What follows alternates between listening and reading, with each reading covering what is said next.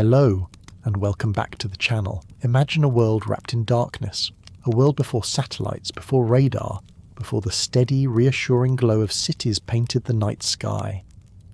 Imagine the sea, a vast and churning expanse of black, indifferent water.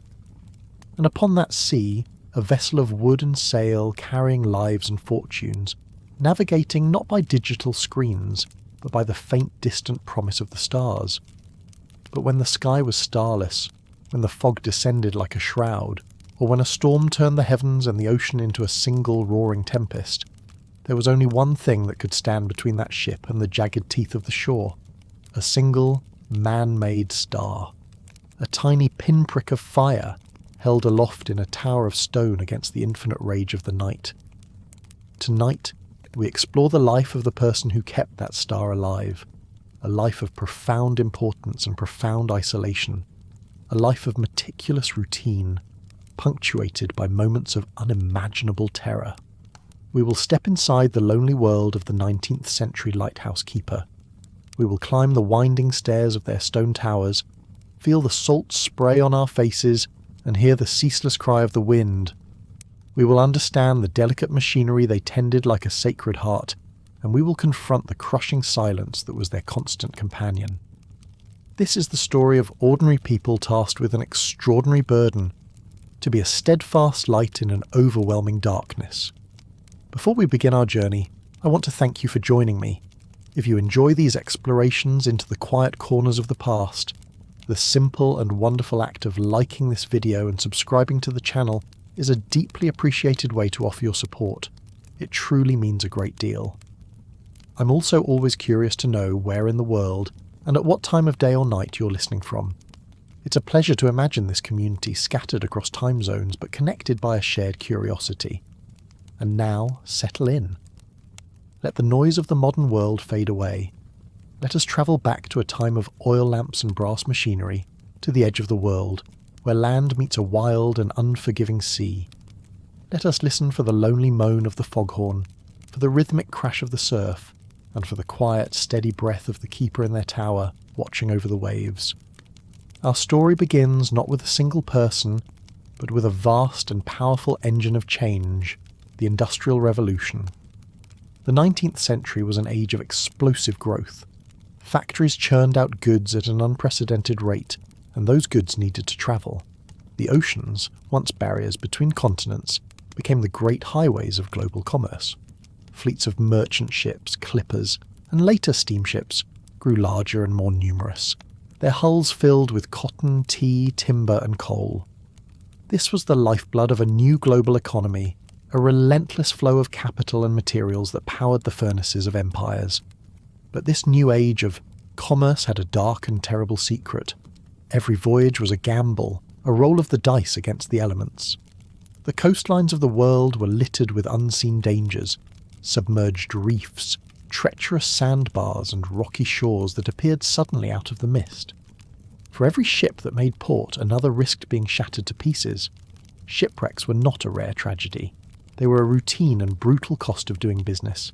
They were so common that newspapers reported them with a grim matter-of-factness, listing the lost vessels and their drowned crews like items in a ledger. The sea was a voracious creditor, and it always collected its debts in timber and in lives. In response to this crisis, humanity embarked on one of its most audacious and enduring architectural campaigns. All along the world's most dangerous coastlines, a new kind of structure began to rise. They were not palaces for kings or cathedrals for gods. They were towers built for a singular, humble purpose, to hold a light. These were the great lighthouses of the 19th century, magnificent feats of engineering and testaments to human ingenuity. They were built in places that seemed to defy construction itself, on isolated, wave-swept rocks miles from shore, on crumbling cliff edges, and on shifting sandbanks. Each one was a declaration of war against the chaos of the ocean, a fortress of stone and iron against the siege of the waves. To build such an edifice was a monumental undertaking. Consider the Eddystone Rocks in the English Channel, or the Bell Rock off the coast of Scotland, places where men had to be chained to the foundation stones to keep from being washed away by the swell. They worked in short, frantic bursts between tides, cutting and shaping massive blocks of granite with meticulous precision. These blocks were dovetailed, fitting into one another like pieces of an immense, intricate puzzle, creating a structure that was not merely resting on the rock, but was fused to it. The tower was designed to be part of the reef itself, an unyielding sentinel whose tapering aerodynamic form would not fight the waves but cleave them, allowing their fury to wash harmlessly by. To step inside one of these towers was to enter a different world. It was a vertical kingdom, a self-contained universe of stone, iron, and glass. The outside world of horizontal landscapes vanished, replaced by the relentless geometry of the spiral staircase. This staircase was the tower's spine, its central artery, connecting the mundane world of the lower floors, the storage rooms for oil, water, and provisions, with the sacred space at its apex. Each step upward was a step away from the land, away from society, and deeper into the cloistered reality of the keeper's life. The air grew cooler, smelling of damp stone, salt, and the faint, ever-present scent of lamp oil. The living quarters were marvels of compact and ingenious design.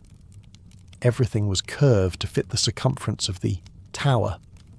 Bunks were built into the thick stone walls, tables folded away, and every square inch of space was utilised with the efficiency of a ship's cabin. This was not a home. It was a billet, a station for a soldier on a permanent watch. There was a profound sense of order and cleanliness. In a world where one's survival and the survival of countless others depended on precision and reliability, mess and clutter were not just an inconvenience, they were a form of sacrilege. Everything had its place, every surface was scrubbed, every piece of brass polished to a mirror shine. This meticulous order was a small but powerful defence against the howling chaos just outside the window. At the very top of the stairs, after a final, often steep iron ladder, one entered the lantern room. This was the heart of the lighthouse, its entire reason for being. It was a chamber of glass and brass, a fragile jewel box perched atop a stone giant, and at its centre, resting on a massive pedestal, was the source of the light itself, the lens. To the 19th century keeper, this was not merely a piece of equipment, it was an object of reverence.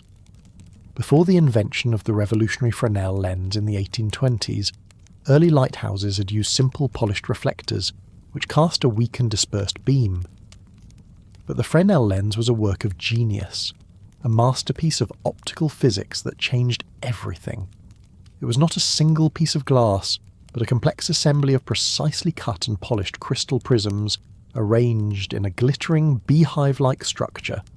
It looked like a colossal diamond, a cathedral made of light. Its function was to capture every single ray of light produced by the lamp at its focal point, whether it be from whale oil, kerosene, or later, incandescent mantles, and to refract and reflect it into a single, intensely powerful, horizontal beam. This beam could slice through miles of darkness or rain and fog, a brilliant spear of light visible from 20 miles away or more. The lens was the lighthouse's soul, and caring for it was the keeper's most sacred duty. The keeper's day was governed not by the sun but by the lamp. His life was a cycle of rituals, a liturgy of maintenance performed with unwavering discipline. The day began long before dusk. The keeper would ascend to the lantern room to begin the laborious process of preparing the light for its nightly vigil. The great lens, which might stand taller than a man, had to be cleaned and polished until it was perfectly spotless. A single smudge, a speck of dust, or the residue of a fly could diminish the beam's power and reach. The keeper would gently drape protective linen curtains over the sections of the lens he wasn't working on, to prevent even the faint rays of the sun from being focused and starting a fire within the lantern room. Then came the lamp itself. The wicks had to be trimmed with surgical precision to ensure a clean, smokeless flame. An uneven wick could produce soot, which would quickly coat the inside of the precious lens, blinding the light. The fuel reservoirs had to be topped up, the brass pipes and pumps cleaned and polished. Nothing could be left to chance. In the era before electricity, the light's rotation, its unique signature or character, that allowed sailors to identify which lighthouse they were seeing, was driven by a massive clockwork mechanism. A heavy weight, suspended in the central column of the tower, would slowly descend, turning a series of gears that caused the entire lens assembly to revolve. Part of the daily ritual was to winch this weight all the way back to the top of the tower, a physically demanding task that was like winding the heartbeat of the entire structure. As sunset approached, the keeper would return to the lantern room. The curtains would be drawn back, the lamp lit, and the clockwork mechanism engaged. As the lens began its slow, silent, sweeping turn, the beam would spring to life, and the keeper's watch would officially begin. Throughout the night he could not sleep for more than a few hours at a time. He had to remain vigilant, monitoring the flame, ensuring the mechanism ran smoothly, and keeping a detailed log of weather conditions, passing ships, and any notable events. In a storm, he might not sleep at all, remaining in the lantern room for days, a prisoner and a guardian in his glass cage high above the raging sea. This life of intense responsibility was lived in a state of almost total isolation. For keepers stationed on remote wave-swept towers, known as rock stations, human contact was a rare and precious commodity. A supply tender might arrive once every few months, weather permitting, bringing food, oil, mail, and a replacement keeper if a rotation was due. But storms could delay these visits for weeks, even months, leaving the keepers to stretch their dwindling supplies and endure the crushing solitude. The world shrank to the circular walls of the tower. The only sounds were the wind, the waves, and the rhythmic ticking of the clockwork. This profound silence could become a tyrant. It stretched and warped the mind, playing tricks on the senses. Keepers wrote of hearing phantom voices in the howl of the wind, of seeing faces in the swirling patterns of the waves. The loneliness was a physical presence, an unseen companion in the small, round rooms. To combat it, they developed routines and hobbies with a fierce devotion. They read, carving out imaginary worlds from the pages of books. They took up woodworking, building intricate ship models inside bottles. They knitted, fished from the lower levels of the tower, and played instruments, their lonely melodies swallowed by the roar of the sea. These activities were not pastimes. They were anchors for the mind, a way to structure the vast empty hours and keep the spectre of madness at bay. The greatest test of a keeper's resolve, however, was not the silence, but the storm. When a gale descended, upon the tower the world was reduced to a roaring chaos of wind and water. Waves, driven by hurricane-force winds, would not just crash against the base of the tower, but would climb its full height, enveloping the entire structure in a cascade of solid green water. The impact of these waves felt like a physical blow, a battering ram of unimaginable force that made the solid granite tower shudder to its foundations. The lantern room glass, thick as a man's thumb, would bow inwards under the pressure, and jets of seawater would force their way through the seals, hissing onto the floor. Inside, the keeper was a prisoner in the heart of the tempest. The noise was deafening, a constant shrieking roar that blotted out all other sound. Huge stones plucked from the seabed and carried by the waves would be hurled against the tower, striking it like cannonballs. Sometimes, a wave of such immense power would strike the lantern itself that it would momentarily extinguish the flame. In that terrifying moment of darkness, the keeper would have to work frantically, shielding the lamp with his own body, struggling to relight the wicks before the next great wave struck, his hands shaking but his movements guided by pure, practiced instinct. His own survival was secondary. The light was everything. The light could not be allowed to fail. Yet there was another enemy, one more subtle and perhaps more terrifying than the storm. It was the fog. It arrived silently, without the dramatic fury of a gale, creeping in from the sea to swallow the world in a thick grey blanket.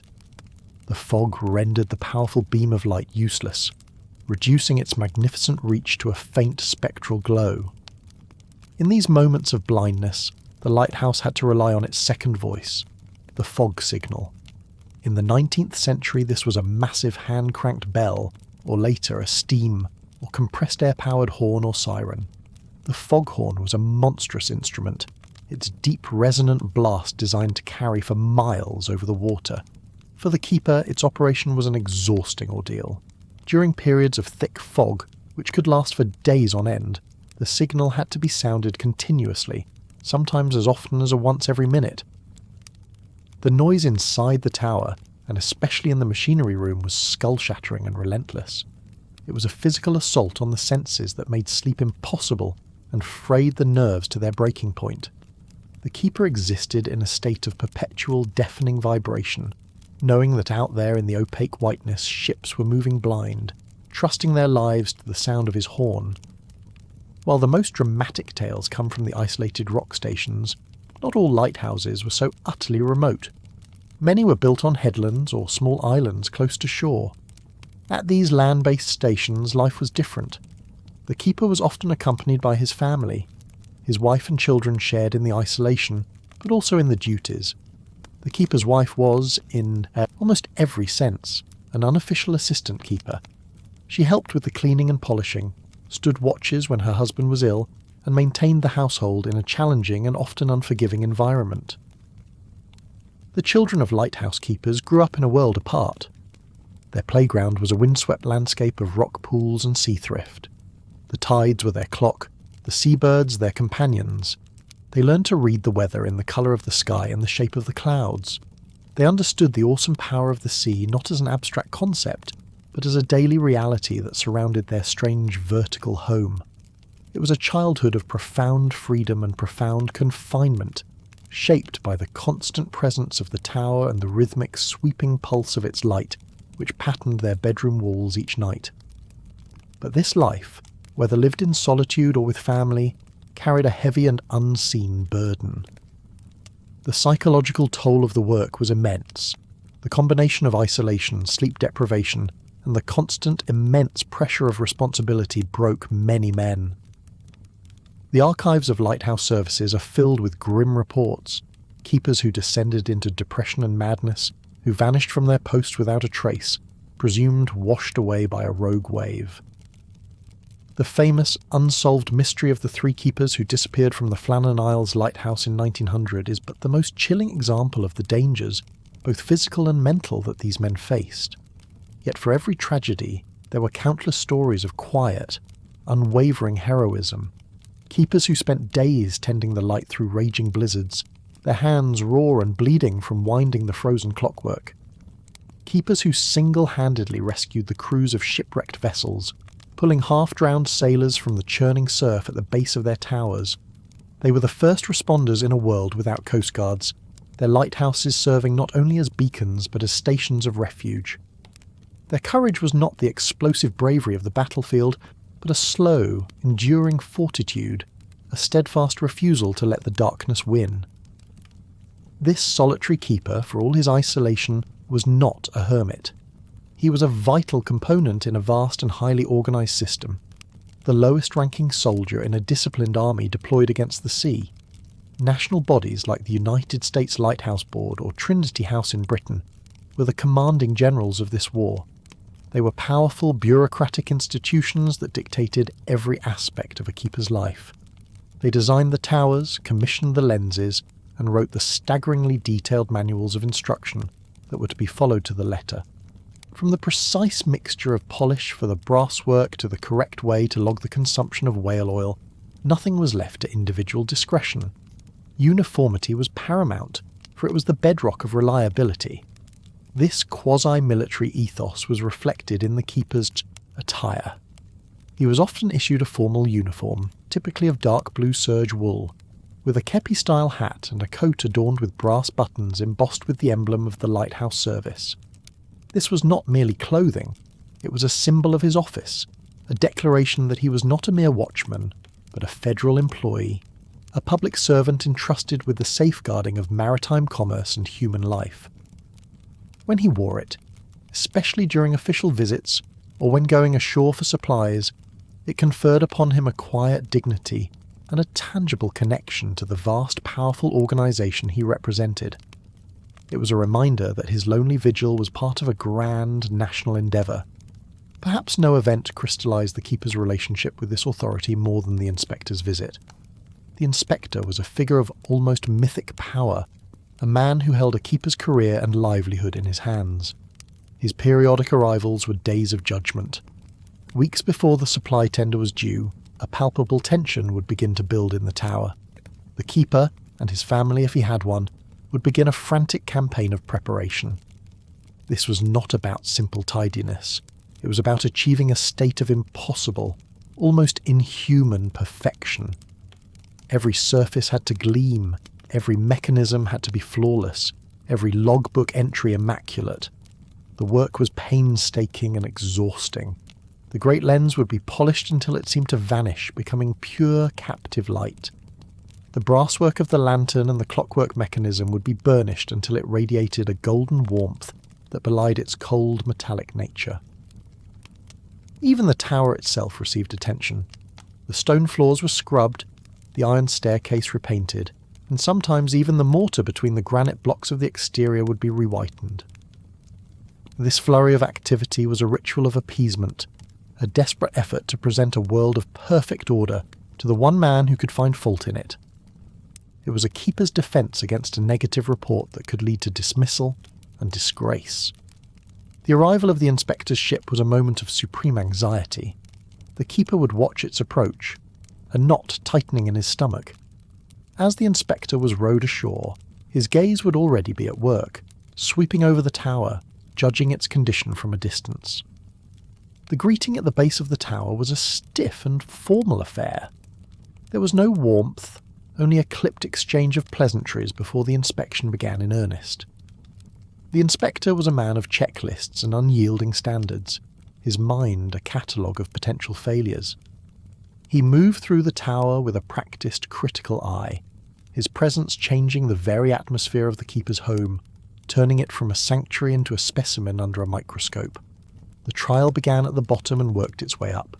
The inspector might run a white-gloved finger over a storeroom shelf, searching for a telltale speck of dust. He would examine the stores of oil and provisions, checking for waste or spoilage. In the living quarters, he would note the general state of order and repair. But the true test was always at the top, in the lantern room. He would scrutinise the logbooks, his finger tracing the columns of figures, questioning any irregularity. He would quiz the keeper on emergency procedures, on the tower's specific light characteristic, on the nuances of the machinery. And he would examine the lens, the heart of it all, with the intensity of a jeweller inspecting a priceless gem. A single hair, a forgotten smudge, could be cause for a stern reprimand. The keeper could only stand by, silent and tense, as his entire world was weighed and measured. Yet the Lighthouse service was not entirely without a paternalistic, even benevolent side. It understood the profound mental strain of the job and recognised that an idle mind was a dangerous thing. To that end, many services established a system of travelling libraries. These were sturdy wooden chests, filled with a carefully curated selection of books that would be dropped off by the supply tender and exchanged for the previous chest. The arrival of the library box was an event of pure joy, a precious link to the intellectual and imaginative world beyond the waves. Inside, a keeper might find novels by Dickens or Scott, volumes of poetry, histories, scientific texts, and practical manuals. For a man starved of new thoughts and new voices, this box was a treasure chest. Its contents a vital bulwark against the encroaching monotony of his existence. The very tools of the keeper's trade developed their own unique character, becoming extensions of his disciplined life. His logbook was his confidant, a place where the unvarying routines of his days were recorded with calligraphic precision. He noted the weather at set intervals, wind speed and direction, barometric pressure, the state of the sea. He logged the amount of oil consumed, the hours the lamp was lit, and every ship that passed in the night. But between these columns of data, personal observations often crept in. A note about an unusually large flock of migrating birds, the sighting of a pod of whales, or a brief poignant entry about a letter received from a distant relative. The logbook was more than a record. It was the diary of a life measured in tides and rotations of a beam of light. The fuel that fed the light was the subject of constant attention and innovation. In the early part of the century, the finest fuel was sperm whale oil, which burned with a bright, clean and consistent flame. The pursuit of this oil drove fleets of whaling ships across the globe, a brutal and bloody industry that was, for a time, inextricably linked to the business of saving lives at sea. as whale populations dwindled and the oil became prohibitively expensive, a search for alternatives began.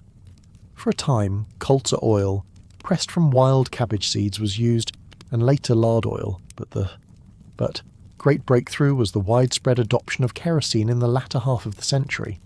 It was cheaper, more efficient, and required less maintenance, and its arrival in large tin drums on the supply tender marked another step in the slow, steady industrialization of the keeper's world. Beyond the walls of the tower and the regulations of the service, there was another, much larger world that shaped the keeper's life, the world of nature. His existence was one of total immersion in the environment. He became a master observer, an amateur meteorologist and naturalist. He knew the subtle signs that heralded a coming storm, the change in the swell, the colour of the sunset, the behaviour of the gulls. He became intimately familiar with the patterns of the sea itself, the complex interplay of tides and currents that defined his lonely patch of ocean. He was a witness to the grand, cyclical dramas of the natural world in a way that few land dwellers could ever be. This intimate connection with nature offered moments of sublime beauty that stood in stark contrast to the hardship and terror of the storms. The keeper saw sunrises that set the entire ocean ablaze with colour, painting the underside of the clouds in impossible shades of pink and gold. He watched the full moon trace a shimmering path of silver across the water, a silent celestial counterpart to his own terrestrial beam. On clear, cold nights, the sky was a dome of breathtaking clarity, the Milky Way a brilliant powdered spill across the darkness. For keepers in northern latitudes, there was the aurora borealis, a silent, ghostly dance of green and violet curtains across the heavens, a spectacle so alien and beautiful it seemed to belong to another world. The wildlife was a constant source of company and fascination. Seals would haul themselves out on the rocks at the base of the tower, their curious dog-like faces turned up towards the strange stone spire. Porpoises and dolphins would play in the bow wave of the supply tender. The annual migrations of birds were a major event, a living river in the sky. Sometimes, during foggy nights, these migrations could turn tragic. Disoriented by the brilliant light, thousands of birds would fly directly into the lantern glass, and the keeper would awaken to a grim scene of carnage on the gallery below. It was a harrowing reminder that his light, a symbol of salvation for humans, could be a fatal lure for the creatures of the air. This constant exposure to the raw, untamed forces of the world also bred a unique set of beliefs and superstitions. The sea was not just water, it was a powerful entity with a personality and a memory. Keepers, like sailors, developed a deep-seated folklore. Certain things were considered bad luck. Whistling in the lantern room was said to whistle up a storm, and starting a new logbook on a Friday was to be avoided at all costs. Some keepers believed that the ghosts of drowned sailors haunted the waters around their towers, their cries for help sometimes heard on the wind during a gale. These were not idle fantasies. They were a way of giving shape and meaning to the immense, unknowable forces that governed their lives. Among the most pervasive superstitions was the belief that some lighthouses were inherently haunted. Stories were passed from one keeper to the next about strange occurrences in particular towers. The sound of footsteps on the spiral staircase when the keeper was alone, a sudden, inexplicable cold spot in the living quarters, or the feeling of being watched in the dead of night. The St. Augustine Lighthouse in Florida, for example, developed a reputation for ghostly inhabitants, and keepers there reported strange, disembodied voices and the mischievous antics of unseen children. These tales, born of isolation, suggestion, and the eerie acoustics of the stone towers, became part of the lighthouse's own identity, a layer of myth built upon its granite foundations. The relationship between keepers was also a crucial part of this unique culture. At stations manned by 2 or 3 keepers, the dynamic was one of intense, forced intimacy. These men were colleagues, roommates, and each other's sole companions for months on end. Friendships forged in such close quarters could be incredibly strong, built on a foundation of shared duty and mutual reliance. A keeper had to trust his partner implicitly, knowing that while he slept, the other was keeping the watch, responsible for the light, and for their collective safety. They shared meals, chores, stories, and the long, silent hours of the night watch, creating a bond that was deeper than mere colleagueship. However, this same forced proximity could also curdle into bitter animosity. Minor irritations, a difference in habits, a careless word, a disagreement over chores, could fester in the confined, isolated environment of the tower, growing into full-blown feuds. There was no escape, no way to get away from the person who had become the object of one's resentment. The tower became a pressure cooker of unspoken tensions. Stories abound of keepers who refused to speak to each other for months, communicating only through terse notes left on the kitchen table, yet still performing their duties with flawless professional coordination. It was a strange, silent, and miserable partnership, a testament to the immense psychological strain of their shared confinement. Into this isolated world, the role of women was often unwritten, but absolutely essential. While the vast majority of official keepers were men, there were a remarkable number of women who tended the lights. Some were the widows or daughters of keepers who had died or become incapacitated, and they simply took over the duties to keep the light burning. They would perform this vital work, often for years, without official appointment or pay, until the bureaucracy of the Lighthouse service eventually caught up and formally recognised their position.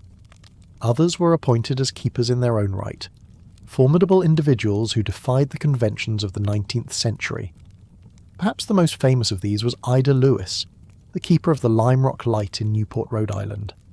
For decades, she was celebrated as America's greatest heroine. Living at the lighthouse from childhood, she became an incredibly skilled swimmer and rower. She is officially credited with saving 18 lives during her time as keeper, though the true number is likely higher.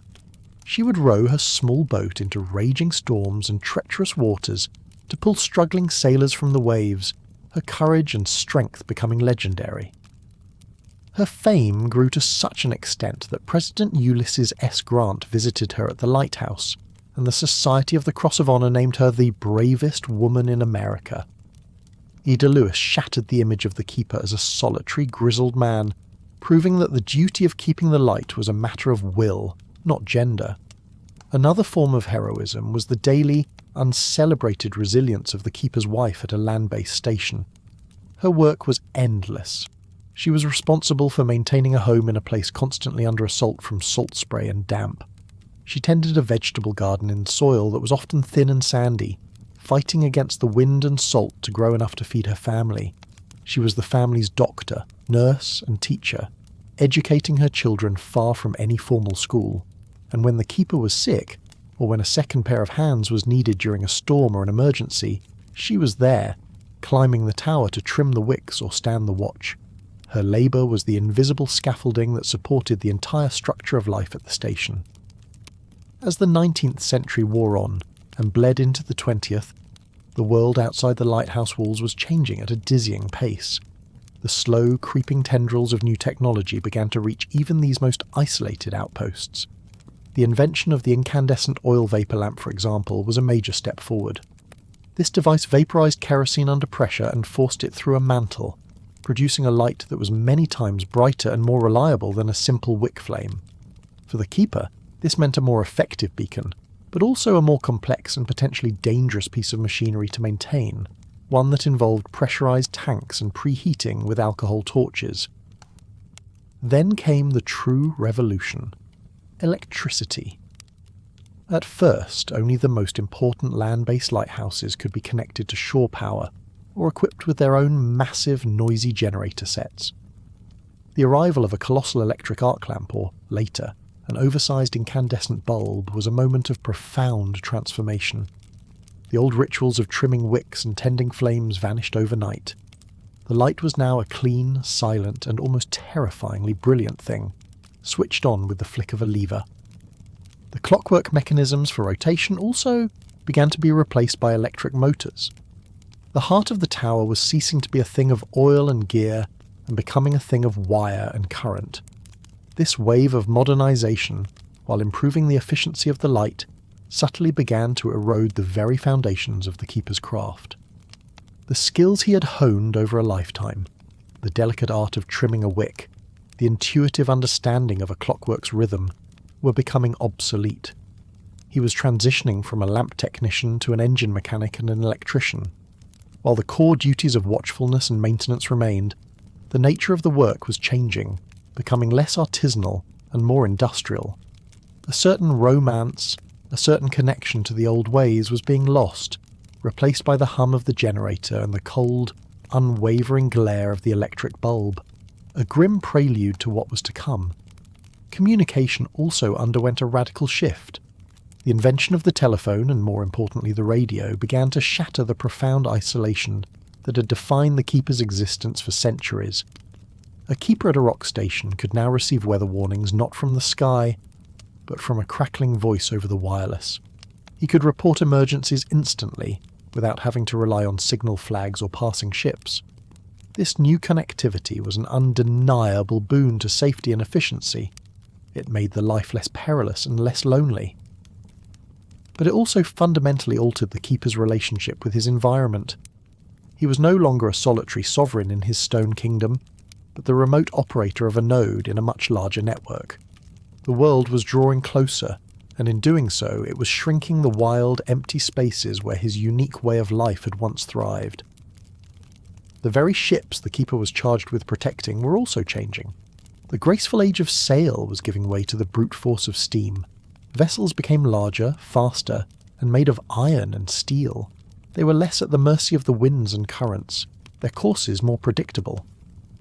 And with the invention of new navigational aids, like the radio direction finder, ships were beginning to learn how to see in the dark and the fog without relying solely on the keeper's light. The lighthouse was no longer the only star a captain could steer by.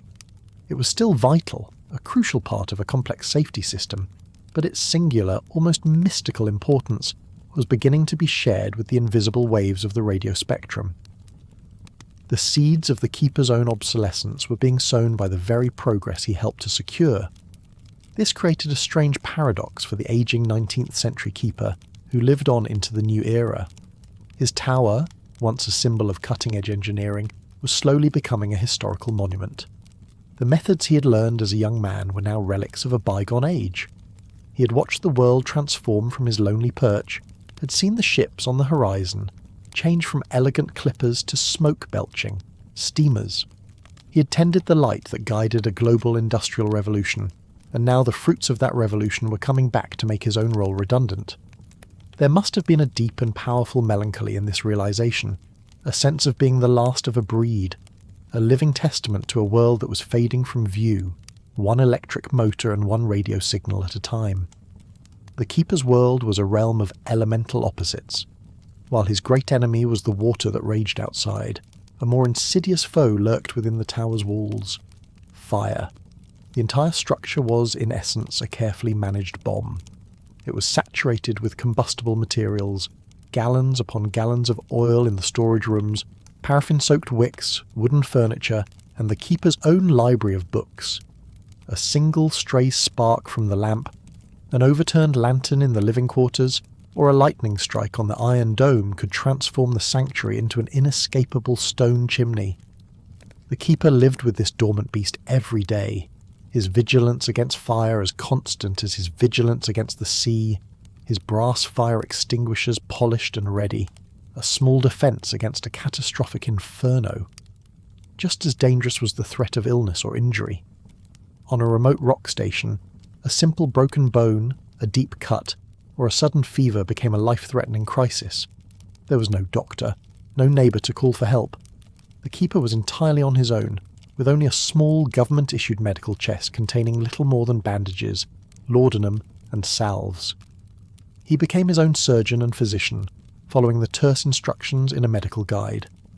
To fall seriously ill in the tower was a unique kind of horror, a race against time fought in absolute solitude. The great life-saving machine would become a prison, its spiral staircase an impossible mountain to climb, the vital duties of the lamp becoming an agonizing burden for a body racked with pain or fever. Yet, for all his isolation, the keeper was an unwitting soldier in a different kind of war, the war against ignorance. His tower was more than a beacon. It was a scientific outpost on the front lines of the natural world. Lighthouse services around the globe realised they had a network of reliable, stationary observers living in some of the most meteorologically significant locations on the planet. Keepers were issued with scientific instruments and tasked with recording detailed weather data. They were the eyes and ears of nascent national weather services, their meticulous handwritten logs providing the raw data that would help scientists begin to understand the vast, complex machinery of the climate. The keeper's daily routine expanded to include these new duties. He learned to read the precise language of his instruments. The barometer was his oracle, its slightest rise or fall foretelling the mood of the sky. He would tap its glass face gently before each reading, a small ritual to ensure accuracy. He noted the temperature from his thermometers, the rainfall from his copper gauge, and the wind's speed and direction from the anemometer that spun tirelessly on the lantern gallery. This information, sent back to the mainland on the supply tender, was painstakingly compiled and mapped, contributing to the great 19th century project of charting the world, not just its coastlines, but the invisible currents of its atmosphere. So what kind of person was drawn to this life of paradox, of profound importance and profound isolation, of meticulous routine and sudden terror? Many keepers were former mariners, men who had spent their lives at sea and sought a more stationary, but still connected existence. They knew the sea's moods and respected its power. They understood the language of the ships they guarded. For them, the lighthouse was an anchor, a final, permanent landfall after a lifetime of wandering. Others were ex-servicemen, men accustomed to discipline, routine, and solitude. And some were simply men seeking refuge from the world, drawn to the promise of a life stripped down to its essential elements: duty, nature, and the steady turning of the light. They sought not just a job, but a calling that offered a clear and unwavering purpose. The pay for a lighthouse keeper was not extravagant, but in an age of precarious employment, it offered something far more valuable: security. It was a government wage, steady and reliable. In addition to his salary, the keeper was provided with his housing, the tower itself, and a regular supply of basic provisions and fuel. For a working-class family in the 19th century, this was a significant benefit, a shield against the economic storms that battered the outside world.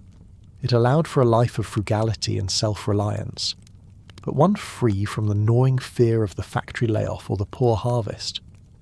The keeper's tower, for all its isolation, was a kingdom of austere self-sufficiency, a fortress against poverty as much as against the waves. There were times when the keeper's role as a passive guardian was shattered, and he was thrust into the role of an active rescuer. In the dead of a stormy night, a new sound might intrude upon the familiar chorus of the gale, a sound that would chill his blood. It might be the faint, desperate clang of a ship's bell, or the boom of a signal cannon fired in distress. It was the sound of a vessel that had lost its battle, being driven inexorably toward the rocks. In that moment, the keeper became the sole witness, and the only hope. He was faced with a terrible choice: to maintain his sacred duty to the light, or to risk everything in a desperate attempt to save the lives of those about to perish at his feet. More often than not, he chose to risk it. The stories of keepers' rescues are sagas of almost superhuman courage. They would secure the lamp and then descend into the maelstrom. At land-based stations, they might launch a small, sturdy boat into a surf that was a chaos of white water and lethal undertows, rowing with all their strength toward the shrieks of splintering timber and drowning men. At rock stations, they might lash themselves to the iron railings of the lower gallery, trying to throw a line to a vessel being smashed to pieces just yards away. They worked amidst flying debris and waves that threatened to pluck them from their perch, the icy shock of the water and the roar of the wind pushing them to the very limits of human endurance. The aftermath of a wreck was a scene of grim and exhausting work. The survivors, hypothermic and battered, would be hauled into the relative safety of the tower. The keeper's small living quarters would be transformed into a makeshift hospital. His wife would tear up bedsheets for bandages and brew endless pots of coffee or tea, while the keeper tended to the injured as best he could with his limited medical knowledge. They would offer their own food, their own dry clothes, and their own beds to the strangers who had been violently delivered from the sea. For a few days, the lonely tower would become a crowded, bustling sanctuary, filled with the stories of the disaster and the quiet, profound gratitude of those who had been saved from a watery grave. Not all encounters with the sea's victims ended in rescue. Often, the keeper's duty was more sombre. In the calm, grey dawn after a storm, he would walk the shoreline or scan the rocks at the base of his tower. He was searching for the dead. It was a grim and terrible task to find the bodies of sailors washed ashore, their faces pale and their limbs entangled in seaweed. The keeper became the unofficial coroner and undertaker. He would carefully recover the bodies, carrying them to a place of shelter, and search their pockets for some form of identification, a letter or a trinket that might connect a name to the anonymous tragedy. This role as custodian of the dead weighed heavily on the psyche. The keeper would meticulously record the details of each body found in a special logbook, the Wreck and Casualty Report. He would note their physical description, the clothes they wore, and any identifying marks. If a nearby community was accessible, the bodies would be transported there for burial. But at the most isolated stations, the keeper himself had to perform the final rites. He would choose a small patch of ground, often within sight of the tower, and there he would dig the graves. He would say a simple prayer over the departed, a lonely eulogy delivered to the gulls and the waves before committing them to the earth, anonymous sailors buried under the watch of the light that had failed to save them. The lighthouse itself was a living, breathing entity, with its own voice and ailments. Keepers came to know the unique sounds of their tower as intimately as they knew the voices of their own children. They knew the low moan the wind made when it came from the northeast, the sharp crack of the tower contracting in a sudden frost, and the steady rhythmic sigh of the lens revolving on its mercury bath. The clockwork mechanism was the tower's heart, its slow, deliberate ticking a constant reassurance of its continued life. A new sound, a squeak, a grind, a change in rhythm, was a sign of illness, a problem that had to be diagnosed and solved immediately, lest the heart fail. The tools the keeper used were extensions of this intimate relationship. They were not disposable implements but trusted companions, cared for with meticulous devotion. His set of brass oil cans, each with a specific purpose and a different size spout, were kept polished and free of debris. His collection of wrenches and screwdrivers for maintaining the clockwork were laid out in perfect order in a felt-lined wooden box. His lens cleaning kit, with its soft chamois cloths and brushes of fine camel hair, was treated with the reverence of a surgeon's instruments. These tools were the interface between the keeper and his charge, the physical means through which his discipline and care were translated into the flawless operation of the great machine. Even the act of painting the lighthouse was a crucial and recurring ritual. The brilliant white of the tower was not for aesthetics. It was a vital part of its function as a daymark, allowing sailors to identify it against the dark backdrop of the coastline during the day. The periodic repainting was a massive undertaking. The keeper, often suspended hundreds of feet in the air in a simple bosun's chair, would be lowered down the face of the tower, bucket and brush in hand. It was perilous work, requiring a steady hand and a complete absence of fear of heights.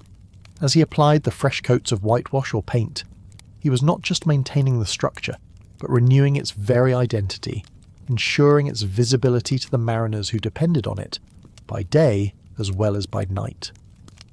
The relationship between lighthouses was that of a silent, scattered family. From his lantern room, on a clear night, a keeper could often see the distant winking pulse of his nearest neighbours. These were not just other lights, they were comrades, fellow soldiers standing their posts miles away across the dark water.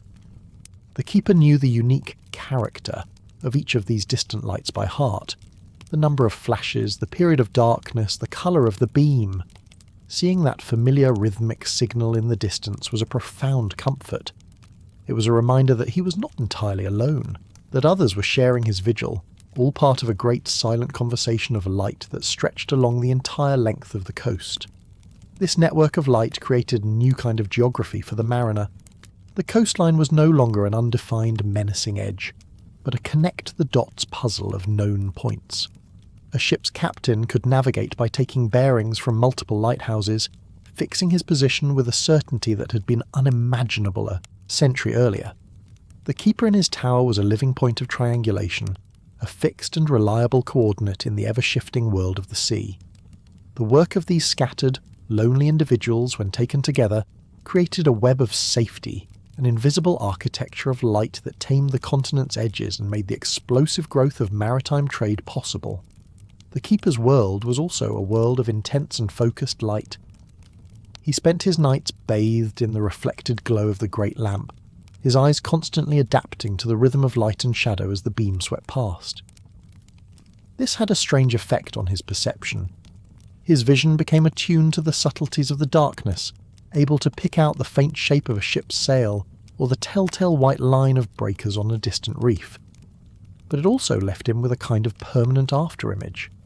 Many keepers reported that even when they closed their eyes to sleep, they could still see the rhythmic flash of the light against the inside of their eyelids, the great beam continuing its tireless rotation through their dreams.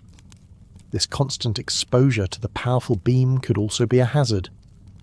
Before the installation of proper shades and curtains in the living quarters, the sweep of the light would slice through the windows of the tower with every rotation, all night long. For a keeper's family, this meant a life lived in a strobe effect, a relentless cycle of blinding brightness and deep shadow that could be deeply unsettling and make restful sleep a challenge.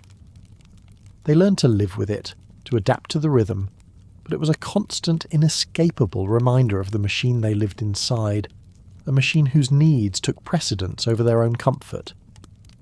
Food was a central preoccupation, a constant exercise in logistics and ingenuity. For keepers at rock stations, provisions were delivered in bulk and had to last for months. The base of the tower held barrels of salted pork and beef, sacks of flour and dried beans, and crates of hardtack biscuits. It was a diet of preservation, monotonous and lacking in freshness. To supplement this, the keeper's primary source of fresh food was the sea itself. Fishing was not a hobby, it was a vital part of survival. From the lower levels of the tower, he would cast lines for cod, pollock or mackerel, his success determining whether the evening meal would be a welcome change or another serving of salt beef. At land-based stations, life was a little easier. The keeper's family could often keep chickens for eggs and meat, and sometimes even a cow or a few goats for milk if there was enough grazing land. The keeper's wife would cultivate a vegetable garden with a tenacity born of necessity. She fought a constant battle against the wind, which threatened to uproot her delicate seedlings, and the salt spray, which could burn their leaves. She built low stone walls or fences of driftwood to protect her precious plots of potatoes, cabbages and root, vegetables. The success of this garden was a measure of the family's comfort and health. A small patch of cultivated order rested from the wild, wind-swept landscape. The arrival of the supply tender was the most significant event in the keeper's calendar. It was a day of frantic activity and immense excitement. As the ship anchored offshore, a smaller boat would be rowed in, laden with the essentials of life. Barrels of oil, sacks of coal, crates of food, and precious bags of mail were all winched or carried up into the tower. This was heavy, back-breaking work, often performed in a difficult swell that threatened to smash the boat against the rocks. The keeper and the boat's crew worked with practiced efficiency, a race against the turning tide or a worsening weather front. But more than the supplies, the tender brought news. It brought newspapers, letters from family, and the sound of new human voices. For a few hours, the keeper's profound isolation was broken. He could catch up on the affairs of the nation, learn of births and deaths in his distant family, and simply talk to someone other than his assistant or himself. The men from the tender brought stories from other lighthouses along the coast, creating a living network of gossip and information. When the tender finally departed, pulling away from the tower, the return of silence and solitude could be a heavy, almost painful thing. A stark reminder of the immense distance that separated the keeper from the rest of the world. As the 19th century drew to a close, the public's perception of the lighthouse keeper began to shift. He was no longer seen as just a government functionary, but was increasingly romanticized as a heroic and noble figure. Popular magazines and boys' adventure novels began to feature stories of brave keepers battling storms and rescuing sailors. The lighthouse keeper became a symbol of steadfastness, duty, and quiet courage in an increasingly complex and noisy industrial world. He was the lonely sentinel, the selfless hero, a figure who embodied a simple, powerful ideal of service that the public found deeply compelling. This romantic image, however, often glossed over the harsh realities of the life. It ignored the crushing monotony, the psychological strain, and the sheer physical hardship of the work. The public saw the dramatic storms and the heroic rescues, but they did not see the endless repetitive days of cleaning and polishing, the gnawing loneliness, or the mental fog that could descend after weeks of isolation. The keeper became a kind of secular saint, a figure admired from a safe distance, his humanity often obscured by the heroic myth that was being built around him. He was a symbol of a simple, rugged individualism that was, ironically, being rendered obsolete by the very industrial society that celebrated it. The light itself was evolving. The open flame of the oil lamp, which required constant trimming and attention, was gradually replaced by the incandescent oil vapour, IOV, mantle system. This was a significant technological leap. The IOV lamp worked by pressurising kerosene, vaporising it into a gas, and then igniting that gas to heat a delicate silk mantle until it glowed with a brilliant steady white light. It was far brighter than the old lamps and much more efficient. But it was also a far more complex and temperamental piece of machinery. The keeper now had to manage pressurised tanks, preheat vaporisers with a blowtorch, and learn the delicate art of fitting the fragile mantles without shattering them. The task was becoming less about tending a flame and more about operating a volatile piece of industrial equipment. This added a new layer of danger to the lantern room. The pressurised kerosene tanks were, in effect, self-contained bombs. A leak in a fuel line or a faulty valve could spray volatile fuel vapour into the enclosed space, creating the potential for a catastrophic explosion.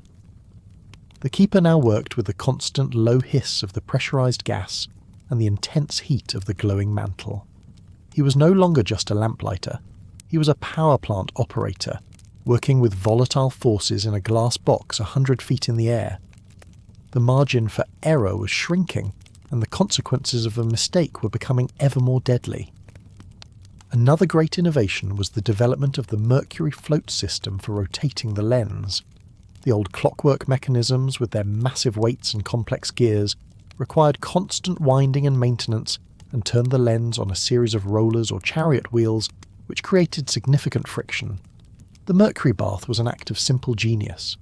The entire massive lens assembly, weighing several tons, was mounted on a cast-iron drum that floated in a circular trough filled with liquid mercury. This created an almost frictionless bearing, allowing the colossal structure to be turned with the pressure of a single finger. It was a quieter, smoother, and more reliable system.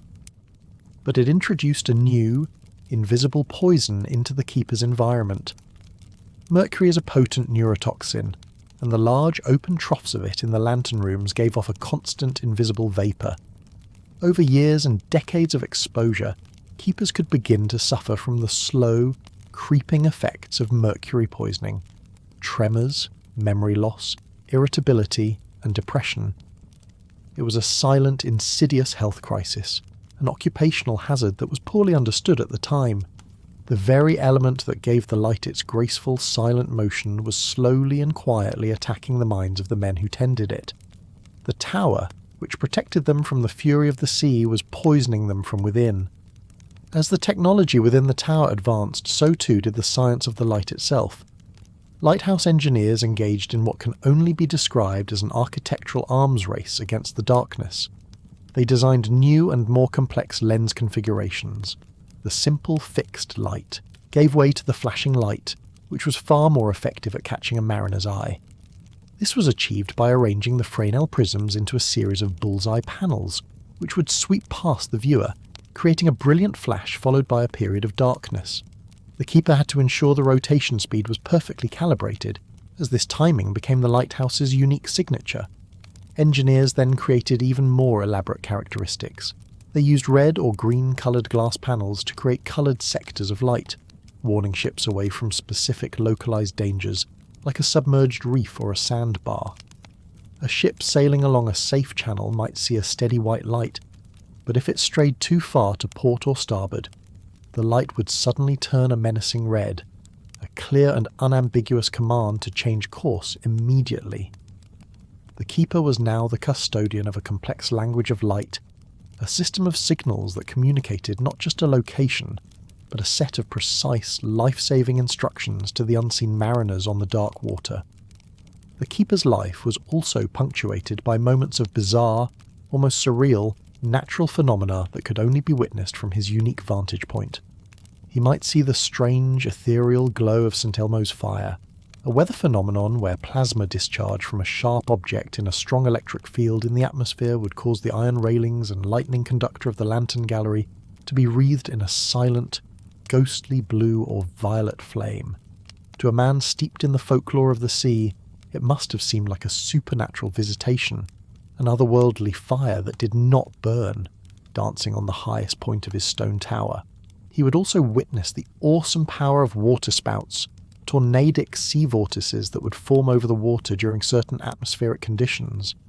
He would watch from the safety of his tower as these great swirling columns of water and mist danced across the surface of the sea, majestic and terrifying spectacles of nature's raw power. These were sights that few on land would ever see, private viewings of the planet's most dramatic theatre, and they served as a constant reminder of the wild and unpredictable world the keeper inhabited, a world where the normal rules of the land simply did not apply. The keeper also had a unique and often contentious relationship with the local communities on the nearby mainland. To the fishermen and villagers of the coast, the lighthouse keeper was a figure of both respect and suspicion. He was an outsider, a government man who lived apart from them. Yet they relied on his light for their own safety and livelihoods. A fisherman caught in a sudden squall would pray to see the familiar flash of the local light, guiding him home to his family. This created a bond of dependence, but not always of friendship. The keeper was of the coast, but not truly part of it, his loyalties belonging to the service and the abstract ideal of maritime safety rather than to the specific concerns of the local village. This distance could be bridged during times of crisis. When a local fishing boat was overdue, it was the keeper who would be anxiously watched for any sign of it. He might be the one to spot the wreckage, or to rescue a sole survivor clinging to a piece of floating debris. In these moments, he was not a government agent, but a neighbour, a fellow man of the sea. But in the day-to-day, a certain professional distance was often maintained.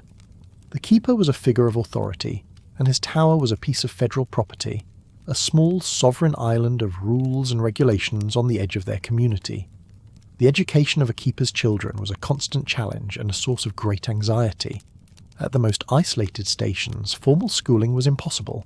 The parents, often the keeper's wife, became the teachers. Using the books from the travelling library and a few primers sent by the service, she would painstakingly teach her children to read, write, and do arithmetic at the small kitchen table.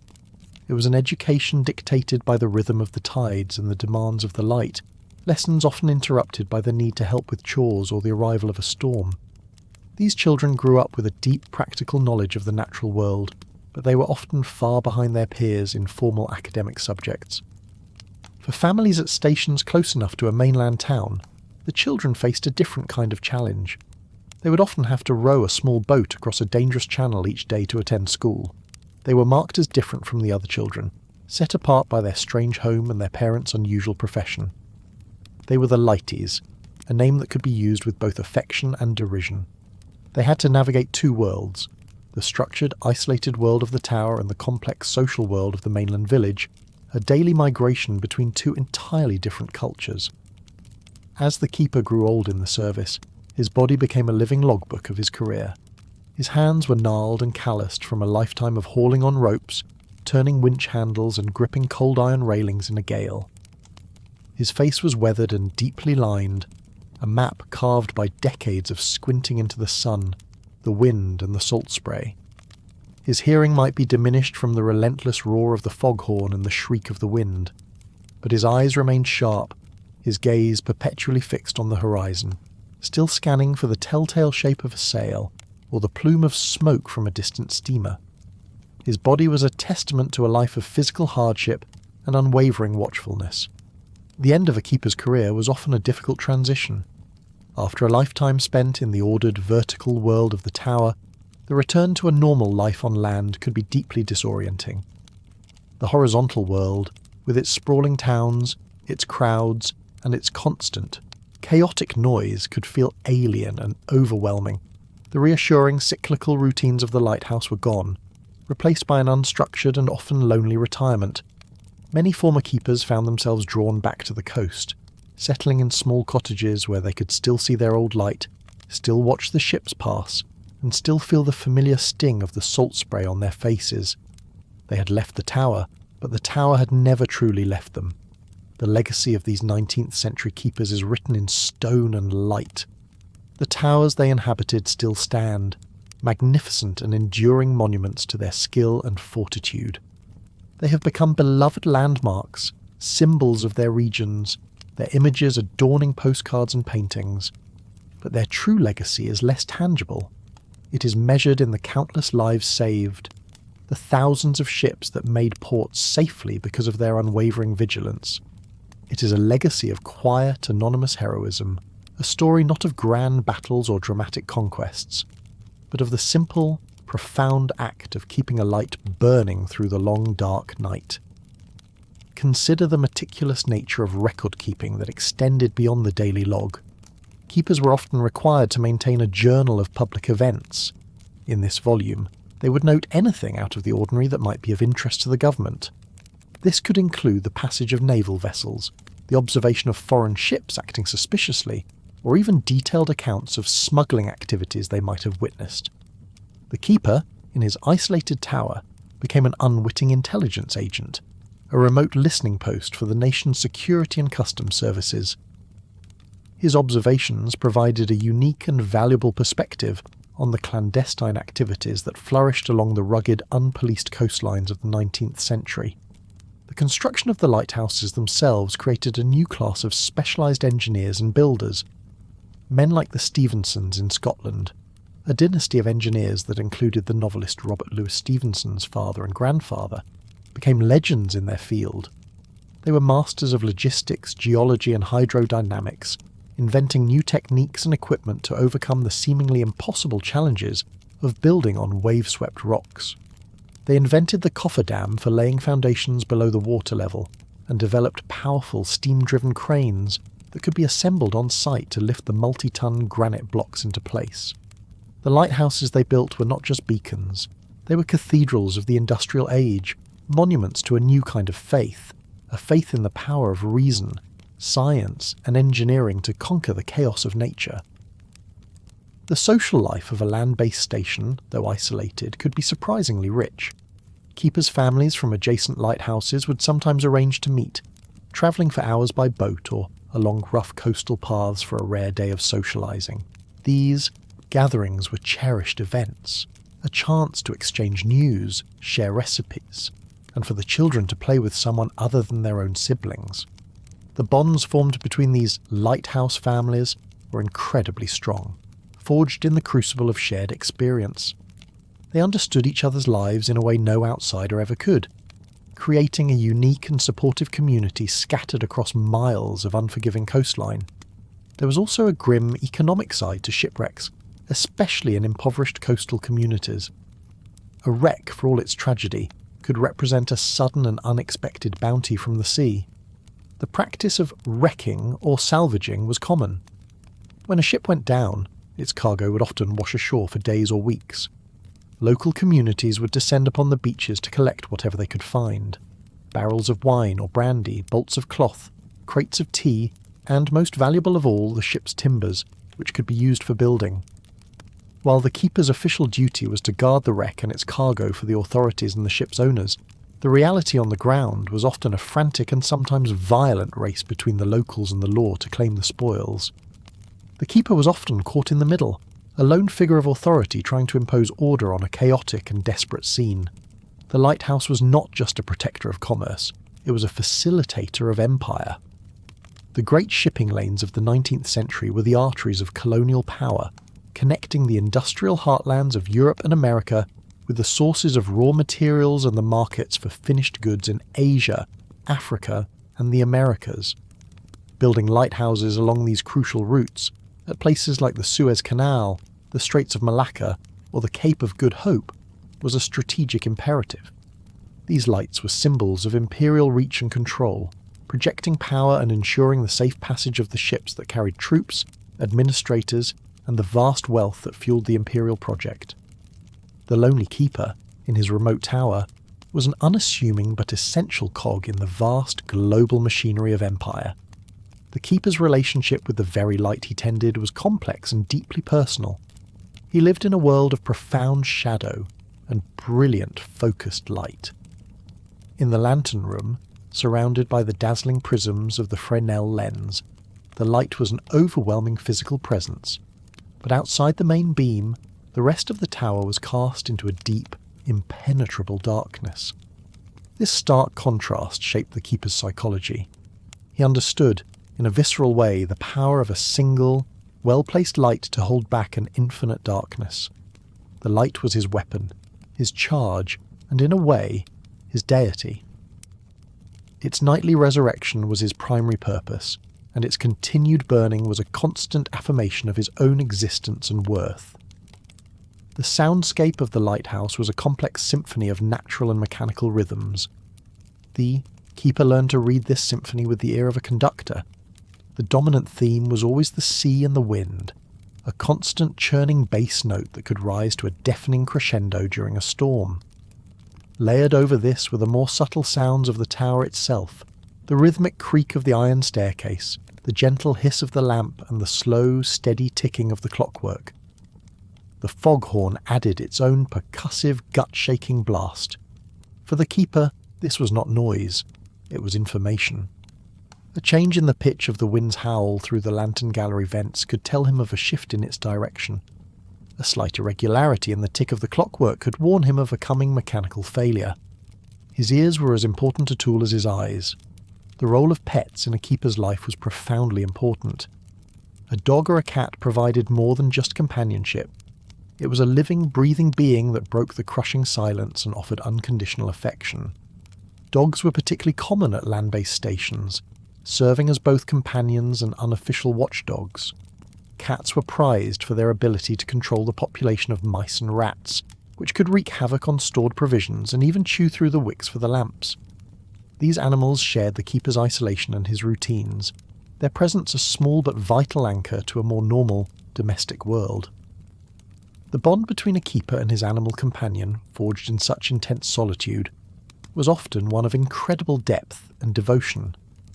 The keeper was also, by necessity, a master of improvisation and repair.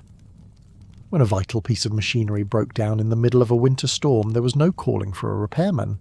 The keeper had to fix it himself, using only the tools and spare parts on hand. He became a skilled blacksmith, machinist, and glazier.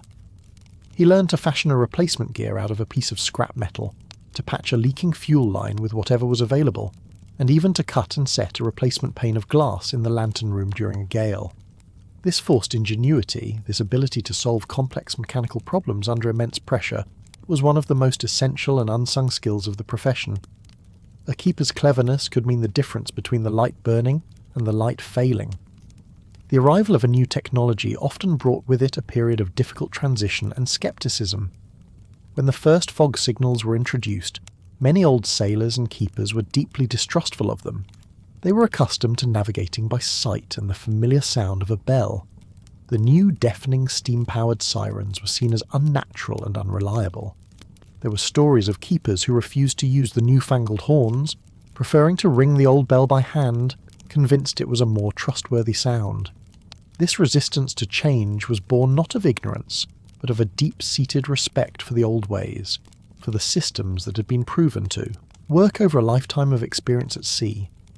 The keeper's diet, especially at rock stations, could lead to long-term health problems. The lack of fresh fruit and vegetables for long stretches meant that scurvy, the ancient scourge of sailors, was a constant threat. While the introduction of canned goods in the latter part of the 19th century helped to alleviate this, the diet remained monotonous and heavily reliant on salted, preserved foods. This could lead to a host of other issues, from digestive problems to high blood pressure. The keeper's rugged exterior often concealed a body that was slowly being worn down, not just by the physical demands of his job, but by the nutritional deficiencies of his isolated existence. A keeper's retirement was often marked by a formal ceremony, a final visit from the inspector, who came not to criticise but to honour. He would be presented with a certificate of service, and perhaps a small pension.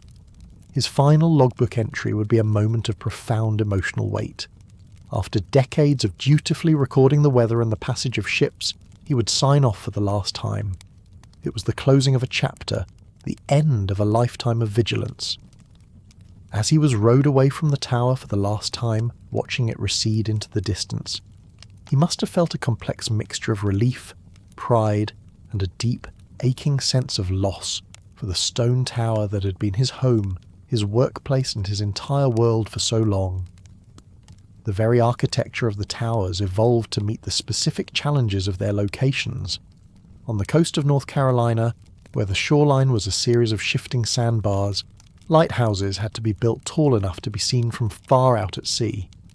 This led to the construction of magnificent slender brick towers, like the Cape Lookout and the Body Island lighthouses, their distinctive black and white day marks making them instantly recognisable. In the storm-tossed waters of the North Atlantic, the towers were built of interlocking granite blocks, squat and massive, designed to withstand the immense force of the waves. Each lighthouse was a unique solution to a specific engineering problem, its form dictated by the geography and meteorology of the place it was built to protect. The keeper's relationship to time itself was unique. His life was governed by multiple overlapping clocks. There was the 24-hour cycle of the sun, dictating the lighting and extinguishing of the lamp.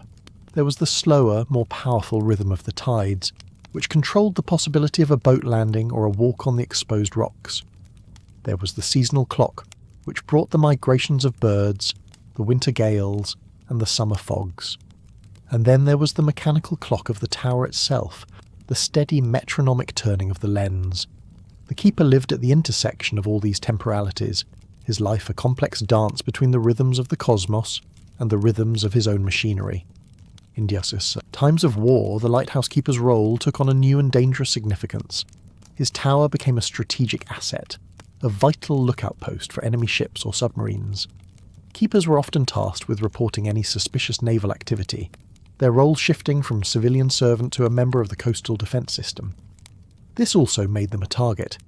The light that was a beacon of hope for friendly ships could also be a useful navigational aid for the enemy. During major conflicts like the American Civil War or the World Wars, some lighthouses were deliberately extinguished, their keepers ordered to darken ship to deny their use to the enemy. For a keeper who had dedicated his life to keeping the light burning, the act of deliberately putting it out must have been a profound and deeply unsettling violation of his core principles. This wartime duty could be incredibly perilous. The keeper was a lone, unarmed civilian occupying a highly visible and strategic piece of coastal real estate. He was vulnerable to raids from enemy landing parties who might seek to capture or destroy the lighthouse. In World War I, some lighthouses in Europe were shelled by submarines or warships. The keeper in his glass lantern room was utterly exposed, with nowhere to run and nowhere to hide. He could only extinguish the light as ordered, and pray that the stone walls of his tower would withstand the assault. His lonely vigil, once a battle against the elements, had become a battle against other men. The keeper's world was also a world of profound contrasts in scale. For most of his day, his attention was focused on the minute and the microscopic. The precise trimming of a wick to the millimetre, the polishing of a single brass fitting until it was flawless, the search for a tiny speck of dust on the vast surface of the lens. His world was the small, confined, circular space of the tower, but at the same time his work engaged him with the immense and the cosmic.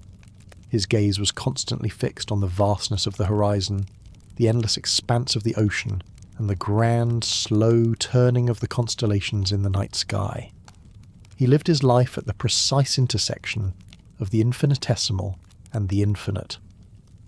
The mail, when it finally arrived, was an object of almost sacred importance. The mailbag was the keeper's lifeline to the human world, his only tangible link to family and friends. A letter from a loved one would be read and reread dozens of times, its words a precious balm against the loneliness. The newspapers and magazines in the bag were devoured from cover to cover, every article and advertisement providing a window into a world that was moving on without him. The mailbag was a time capsule, delivering news of births, deaths, marriages, and the slow, steady unfolding of lives that were being lived far beyond the reach of his light. The long wait between mail deliveries created a unique and intense appreciation for the simple act of human communication. The keeper's sense of hearing became preternaturally acute. In the deep silence of the night watch, he could hear the faintest of sounds over the murmur of the sea. He could distinguish the cry of one species of gull from another. He could hear the distant thrum of a steamship's engine long before its lights were visible on the horizon. This heightened sense was a vital tool. An unusual sound could be the first indication of danger. The scrape of a boat on the rocks, or the desperate shout of a man in the water. His ears were constantly sifting the acoustic landscape, filtering out the familiar background noise in a ceaseless search for the one sound that meant something was wrong. The transfer of duty from one keeper to another was a highly ritualized affair. At a station with multiple keepers, the changing of the watch was a formal process. The oncoming keeper would be briefed on the weather, the state of the machinery, and any ships that had been sighted. The logbook would be formally signed over. This was more than just a handover of tasks. It was a transfer of a sacred trust. For the next few hours, the safety of countless unseen lives rested on the shoulders of the new watchman. This sense of shared, cyclical responsibility was the bedrock of the Lighthouse service, ensuring that the light and the vigilance that sustained it never faltered for even a moment. The keeper was also a de facto diplomat and ambassador. Foreign ships, sometimes damaged in a storm or lost, would occasionally seek refuge at the lighthouse. The keeper might find himself hosting sailors from Norway, Portugal, or China, men with whom he shared no common language. Communication would be a mixture of sign language, drawings, and the universal language of shared food and shelter. In these encounters, the keeper was the face of his nation, his kindness and hospitality a form of international diplomacy. The lighthouse, a symbol of universal maritime safety, became a space where national differences were set aside in the face of the common enemy of the sea. The keeper's hands told the story of his life. They were not the smooth hands of a bureaucrat or a scholar, but the tools of a master craftsman. The skin was thick and leathery from exposure to the elements. There were permanent calluses from the endless polishing of brass and the hauling of heavy weights. There were likely small, pale scars from minor burns from the lamp, or cuts from sharp tools. The fingernails might be permanently stained with a faint line of grease or oil, a mark of his intimate connection with his machinery. To shake a keeper's hand was to feel the physical reality of his labour, the lifetime of hard-won skill and discipline etched into his very skin. Even the air inside the lighthouse had a unique and unforgettable smell. It was a complex blend of odours that, for a keeper, was simply the smell of home. At its base was the cold, damp scent of the ancient stone walls, a smell of earth and sea. Woven into this was the sharp, clean scent of the brass polish and the lye soap used for scrubbing the floors, and permeating everything was the dominant, slightly sweet and oily aroma of the kerosene that fueled the lamp. For a keeper's child, this unique olfactory signature would be forever linked to the memory of their strange and wonderful childhood home. The keeper's view of the world was fundamentally different from that of a land dweller. His world was not one of streets and houses, but of shipping lanes and navigational hazards. He thought in terms of nautical miles, bearings, and tides. He knew the names of the invisible things that lay beneath the surface of the water, the shoals, the reefs, the wrecks, as intimately as a farmer knew his fields. His mental map of the world was a hydrographic chart, a complex tapestry of depths and dangers that was invisible to the untrained eye. He lived on the boundary between two worlds, his feet on the land, but his mind and soul forever at sea. The simple act of climbing the spiral staircase, a task performed dozens of times a day, was a form of physical and mental discipline. It was a vertical pilgrimage from the mundane world of domestic life to the sacred space of the lantern room. With each step, the world outside the small, slit-like windows grew more distant, the sounds of the surf more muted. The climb was a preparation for the duty that awaited at the top, a slow, deliberate shedding of earthly concerns. For an old keeper with aching joints, it could be an agonizing daily trial, but it was one that was never shirked. The light was at the top, and the keeper's place was with the light. The Lighthouse service also engaged in a surprising amount of scientific collection. Keepers were sometimes issued with nets and collecting jars and asked to gather specimens of local marine life for national museums and universities. They would preserve strange fish, unusual crabs, and pieces of seaweed in alcohol, carefully labelling them with the date and location of their discovery. They were also asked to document and report on the populations of seabirds and marine mammals. The keeper, in his isolation, became a field biologist, a remote data gatherer contributing to the great Victorian-era project of cataloguing and understanding the natural world. His lonely station was a laboratory on the edge of the wilderness. When a keeper died in service at a remote station, the logistics of his death were as stark and challenging as the logistics of his life. His assistant, if he had one, was left with the grim task of tending to the body while continuing to perform all the duties of the lighthouse alone. He would have to wrap the body in a canvas shroud and wait, sometimes for weeks, for the supply tender to arrive. During that time he lived in the tower with the constant silent presence of his deceased companion. It was a test of psychological endurance of the highest order to keep the light burning for the living while sharing the close confines of the tower with the dead. The keeper's relationship with his government employers was one of deep and often unrewarded loyalty. He was a man on the front lines, facing dangers and hardships that the bureaucrats in their comfortable city offices could scarcely imagine. Yet he received his orders and his meagre pay with a sense of duty that was unwavering. He might grumble about the stinginess of the service or the unrealistic demands of the inspector, but he would never dream of abandoning his post. His loyalty was not to the men who signed his paycheck, but to the ideal of the service itself, the simple, noble mission of making the seas safer for all. The keeper's diet, for all its monotony, could be occasionally enlivened by unexpected windfalls. A passing fishing boat might trade a string of fresh fish for a newspaper or some tobacco.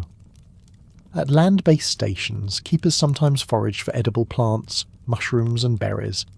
They also hunted, shooting seabirds to supplement their diet. Gulls' eggs were a prized delicacy, collected from the nearby cliffs in the spring. This practice of living off the land was a vital survival skill, a way of adding variety and essential nutrients to a diet that was otherwise heavily dependent on the government-issued rations from the supply tender. The keeper was a master of patience. He understood that the sea and the weather operated on a timescale that had nothing to do with human impatience. He could sit for hours on the lantern gallery, watching a distant fog bank slowly creep toward the shore, knowing that he could do nothing to stop it. He could wait for weeks for a storm to blow itself out, his world reduced to the shaking stone walls of his tower. This was not a passive waiting, but an active, vigilant patience, a deep understanding of the rhythms of his environment and his own place within them. He knew that some forces could not be fought, only endured. The very colours of the keeper's world were limited and intense.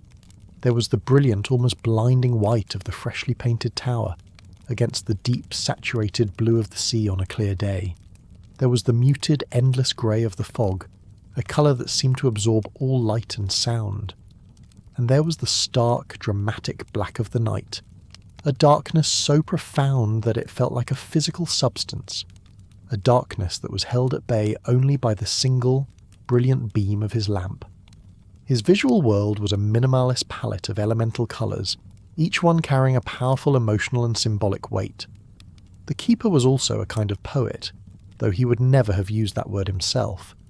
His logbook entries, for all their official purpose, sometimes contained passages of startlingly beautiful and evocative description.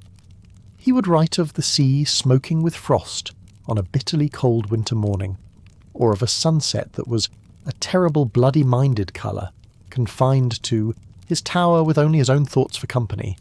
The act of writing in the logbook became a way to process the sublime and terrifying beauty of the world around him.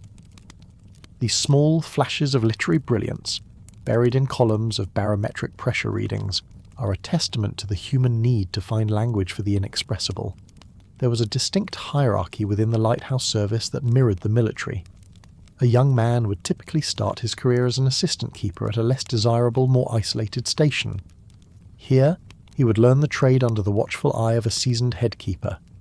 If he proved himself to be diligent, reliable and capable, he could slowly work his way up the ladder. Promotion might mean a transfer to a larger, more important land-based station, a small increase in pay, and the coveted title of head keeper. This system of apprenticeship and promotion ensured that the men in charge of the most critical lighthouses were the most experienced and competent, their skills and temperament having been tested and proven over years of service in the harshest of conditions. The keeper's world was one of intense sensory deprivation, but also of intense sensory focus.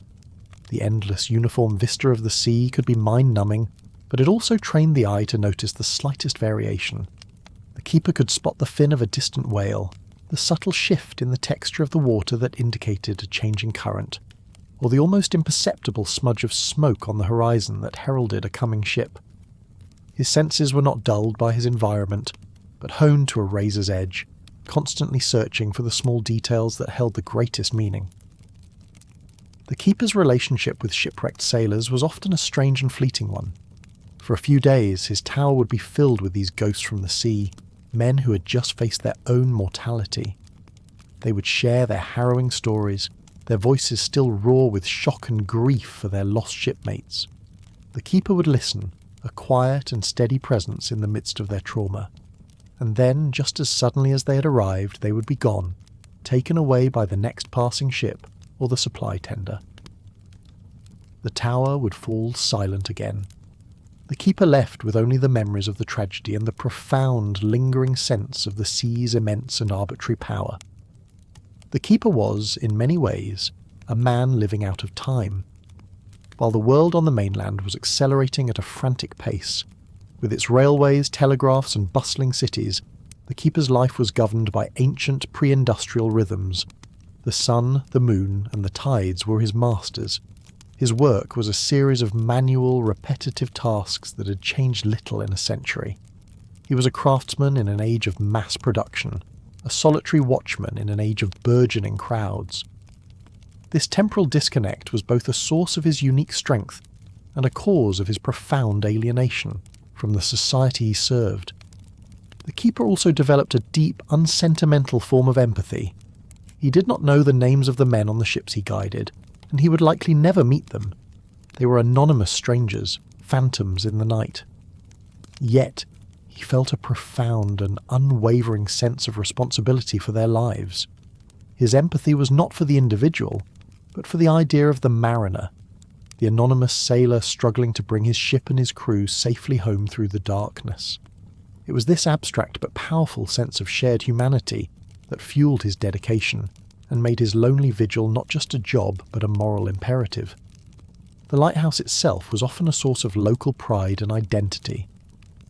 For the people of the nearby coastal towns, there a lighthouse was a symbol of their community's connection to the sea. It was a constant, reassuring presence in their lives, the first thing they looked for when returning from a fishing trip, the last thing they saw at night. The keeper, as the guardian of this symbol, was often treated with a kind of reserved respect. He may have been an outsider, but he was their outsider, the man who kept their light and their symbol of home burning brightly. The keeper's understanding of risk was fundamentally different from that of an ordinary person. He lived in a state of constant low-level emergency preparedness. Danger was not a remote possibility. It was a permanent feature of his environment.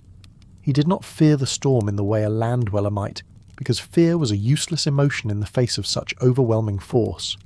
Instead, he had a deep and practical respect for it. His response to danger was not panic, but a calm and methodical execution of his duties. He checked the storm shutters, secured the lamp, and settled in for the siege. His courage was not the absence of fear, but the mastery of it through discipline and routine. The keeper was a bridge between the human world and the wild, untamable world of the sea. He lived his life on the very frontier between the two. His tower, a triumph of human reason and engineering, was a tiny island of order in a vast ocean of chaos. From this precarious outpost, he negotiated a constant and often violent dialogue between the two realms. He was the interpreter of the sea's moods for the benefit of humanity, and the representative of humanity's will in the face of the sea's indifference. It was a lonely and often thankless diplomatic mission, but one that was essential to the progress of his age. The keeper's children learned self-reliance at an early age. They had to. With their parents often preoccupied with the demanding duties of the light, the children were expected to take on significant responsibilities. They helped with chores, cared for younger siblings, and learned to entertain themselves for long hours. They learned to navigate the treacherous shoreline, to read the tides, and to handle a small boat with a skill that would shame many adult land dwellers. This upbringing forged in them a powerful independence and a deep competence, but it also meant that they often missed out on the carefree, unstructured play that was the hallmark of a more conventional childhood. The interior of the tower was a testament to the keeper's ingenuity in creating a semblance of domestic comfort in an utterly inhospitable environment. He and his wife would use every trick to make the cold, damp stone rooms feel like a home. They hung heavy curtains to block the drafts, laid down rag rugs to warm the floors, and decorated the curved walls with pictures from magazines or treasured family photographs. These small domestic touches were a quiet but powerful act of defiance against the austerity of their surroundings. They were a declaration that even in this vertical stone cylinder on the edge of the world, a family could create a space of warmth, love, and humanity. The keeper's library, whether from the official travelling service or his own small collection, was his primary means of escape. In the long, quiet hours of the night watch, with the light turning steadily overhead, he could open a book and be transported to another world. He could walk the crowded streets of Dickens' London, sail the high seas with Melville, or explore the mysteries of science and history. Books were not just a pastime. They were a vital form of mental and emotional sustenance. They were the windows in the thick stone walls of his tower, providing a view into the vast and varied landscape of human experience that lay far beyond his physical horizon. The keeper was a connoisseur of silence. He understood that silence was not a single, uniform thing, but a rich and varied spectrum of experience. There was the deep, expectant silence of a calm night, broken only by the gentle lap of the waves. There was the heavy, oppressive silence of a thick fog which seemed to muffle the entire world, and there was the awe-inspiring, almost terrifying silence that would descend in the brief, calm eye of a hurricane. The keeper learned to read the nuances of these silences as he read the weather, each one carrying its own distinct meaning and emotional weight. The relationship between a headkeeper and his assistant was often that of a stern father and a dutiful son. The headkeeper, with his years of experience, was the undisputed master of the tower. He was responsible for training his subordinate, for instilling in him the discipline and skills necessary for the job. This could be a difficult and demanding mentorship. The headkeeper would tolerate no sloppiness, no laziness, and no breach of protocol. The assistant had to earn his respect through hard work and unwavering attention to detail. It was a tough apprenticeship, but it was designed to forge a man who could be trusted with the light and with the lives of others. The keeper's sleep schedule was a strange and fragmented thing, dictated entirely by the demands of the light. He could never enjoy the luxury of a long, uninterrupted night of sleep. His nights were broken into short 2 or 3 hour watches. This constant sleep deprivation became a permanent feature of his existence. It led to a state of perpetual low-level fatigue, a weariness that settled deep into his bones. Yet he learned to function, and to perform his complex and demanding duties in this state of exhaustion. His body and mind adapted to this unnatural rhythm, a testament to the incredible resilience of a human being driven by a powerful sense of purpose. The simple act of looking through the keeper's binoculars was a revelation. From his high vantage point, the binoculars gave him a godlike power of sight. He could bring the distant, hazy form of a ship into sharp focus, able to make out the details of its rigging or the figures of the sailors on its deck. He could scan the horizon for the first signs of a change in the weather, or watch the complex social interactions of a colony of seals on a distant rock. The binoculars were his connection to a world that was just beyond the reach of his naked eye, a tool that extended his senses and deepened his intimate knowledge of his maritime domain. The keeper was an expert at making do. The principle of waste not, want not, was not a folksy saying. It was a fundamental rule of survival. Everything that came to the lighthouse was used and reused until it was completely worn out. A tattered piece of clothing would be cut up for cleaning rags. A broken crate would be used for firewood. Even the soot collected from cleaning the lamp chimneys could be mixed with oil to make a crude black paint. This culture of extreme frugality and resourcefulness was born of necessity. When the next supply delivery was months away, nothing could be afforded to be wasted. The keeper's signature in the logbook was a mark of his identity and his pride. Over the years, his handwriting might become cramped and shaky from the cold and the fatigue, but his signature remained a clear and deliberate act. It was his personal guarantee, his solemn oath, that on that particular day, under his watch, all was well, the light was burning brightly, and the duties had been performed to the best of his ability. The long chronological series of these signatures, stretching back through years and decades of logbooks, was the ultimate record of his life's work, a testament to a career spent in the quiet, steadfast service of the light. The keeper was a witness to the slow, inexorable processes of erosion and decay. He watched the sea, year after year, wage its patient war against the land. He saw the waves chew away at the base of the cliffs, and the wind and salt spray weather the ancient stones of his own tower. He understood, in a way that most people do not, that nothing built by human hands is truly permanent. His own work was a constant battle against this entropy. His daily regimen of cleaning, painting, and repairing was a small but heroic effort to hold back the forces of decay, and to ensure that his tower and his light would endure for at least one more day. The keeper's sense of direction was absolute. Living in a circular tower on a vast, featureless expanse of water, he was never disoriented. He knew the cardinal points not by looking at a compass, but by instinct.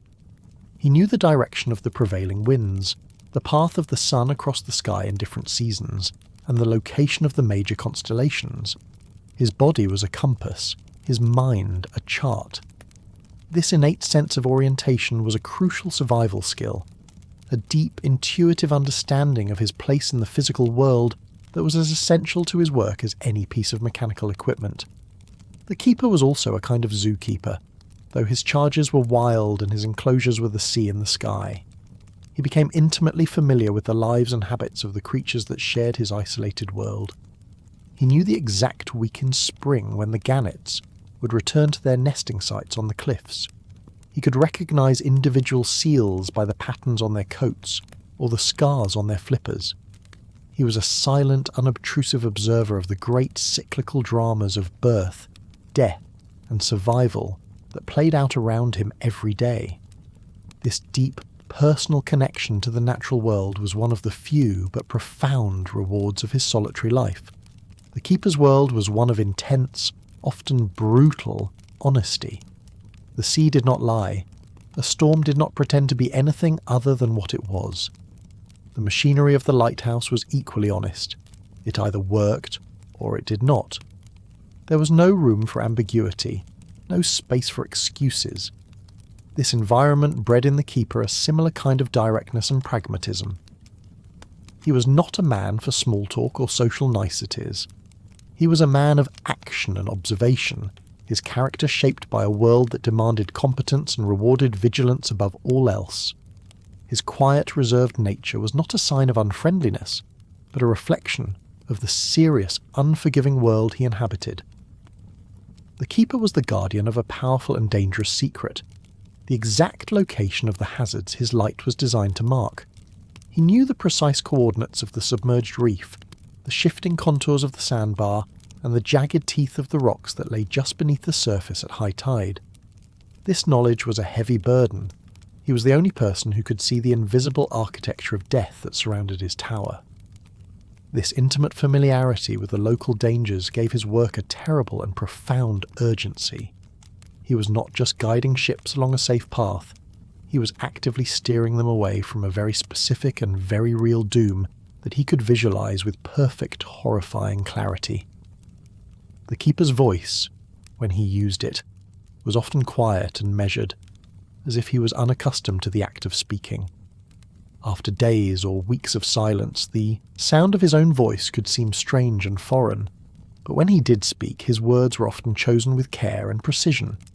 He did not waste language. This economy of speech was a natural result of his isolation, but it also reflected the nature of his work. In the logbook and in reports to the service, clarity and accuracy were paramount. There was no room for embellishment or exaggeration. The keeper learned to use language as he used his tools, with purpose, precision, and a deep respect for its power. The keeper was a man of faith, though his faith might not have been a conventional one. He might have been a devout Christian, his Bible a constant companion, his prayers a comfort during the long nights, or his faith might have been in the more secular trinity of the service, the machinery, and his own skill. He had faith in the strength of the tower's granite walls, in the beautiful physics of the Fresnel lens, and in the unwavering reliability of his own routines. It was this faith, whether religious or practical, that sustained him through the storms and the solitude. It was the belief that his work had meaning, that his lonely vigil was a worthy and important sacrifice. The keeper was an expert in the art of making time pass. He understood that an empty hour was a dangerous thing, an invitation to loneliness and despair. He learned to fill the unstructured spaces in his day with small, purposeful tasks. He would mend his clothes, carve a piece of driftwood, or simply sit for an hour, patiently watching the seabirds. These were not acts of procrastination, but of mental survival. They were a way of structuring the day, of breaking the vast, intimidating expanse of a 24-hour watch into a series of manageable, achievable moments. This mastery of time was one of the most important and most invisible skills of his profession. The keeper's world was a world without shadows at night. Inside the lantern room, the brilliant omnidirectional light of the lamp banished all darkness. The keeper worked in a space of pure, unfiltered illumination, but just below, the rest of the tower was cast into the deepest possible shadow. This binary world of absolute light and absolute dark was a powerful metaphor for the keeper's role. He was the agent of clarity in a world of obscurity, his entire existence dedicated to creating a single point of certainty in a vast, uncertain and dangerous world. He was, in the most literal sense, a force of enlightenment. The keeper was a master of a lost art, the art of being alone. In a world that was becoming increasingly interconnected and social, he was a living anachronism. He did not fear solitude, he inhabited it. He learned to find company in his own thoughts, in the rhythms of the sea and in the pages of his books. He discovered that in deep solitude one could achieve a state of profound clarity and self-awareness. His isolation, which would have broken a lesser man, was the very thing that forged his incredible strength of character. He was a testament to the fact that it is not in the crowd, but in the quiet, lonely places of the world that some of the most profound human virtues are cultivated. The keeper's relationship with the fog was one of deep and abiding animosity. The fog was a thief, a silent grey entity that stole the power of his light. It was a form of blindness, a suffocating blanket that rendered his most important tool useless. The arrival of the fog meant the beginning of a long and exhausting battle. It meant firing up the boiler for the steam-powered horn, a process that was hot, dirty, and physically demanding. It meant enduring the skull-shattering noise of the fog signal, often for days on end, until his nerves were raw and his ears rang. The fog was a negation of his very purpose, and he fought it with a grim and weary determination. The keeper was a creature of habit, his life a complex choreography of repeated actions. The precise sequence of cleaning the lens, the specific way he trimmed the wick, the order in which he checked the clockwork mechanism, these were not just routines, they were rituals. They were a way of imposing order on a chaotic world, of ensuring that nothing was forgotten and no detail was overlooked. This rigid adherence to routine was a powerful defense against both mechanical failure and mental decay. In the unvarying repetition of his daily tasks, the keeper found a sense of stability, purpose, and control in a world that was often profoundly unstable and uncontrollable. The keeper was often a collector. Living in a place where new objects were a rarity, he learned to treasure the things that the sea delivered to his doorstep. He would walk the beaches after a storm, searching for interesting pieces of driftwood, unusual shells, or the beautiful sea-worn glass of old bottles. He might even find a message in a bottle, a ghostly piece of communication from some unknown person, cast into the sea years or even decades earlier. These small found objects were his treasures. He would display them in his living quarters, each one a small story, a tangible connection to the vast, mysterious world that lay beyond the horizon. The keeper's view of progress was likely a sceptical one. He saw the new steamships with their speed and power, but he also saw their vulnerability. He knew that for all their iron and their engines, they were still just as susceptible to the fog, the reefs, and the storms as the old sailing vessels had been. He saw the new technologies arriving in his own tower, and he understood their benefits, but he also knew their complexities and their new points of failure. His perspective was a long one. He understood that while the tools of humanity might change, the fundamental power and indifference of the sea did not. This gave him a deeply pragmatic and perhaps slightly pessimistic view of the grand narrative of human progress. The keeper was a living repository of local history. He was the one constant in a changing coastal landscape. He saw families come and go, fishing fleets rise and fall, and the very shape of the coastline subtly alter over the decades.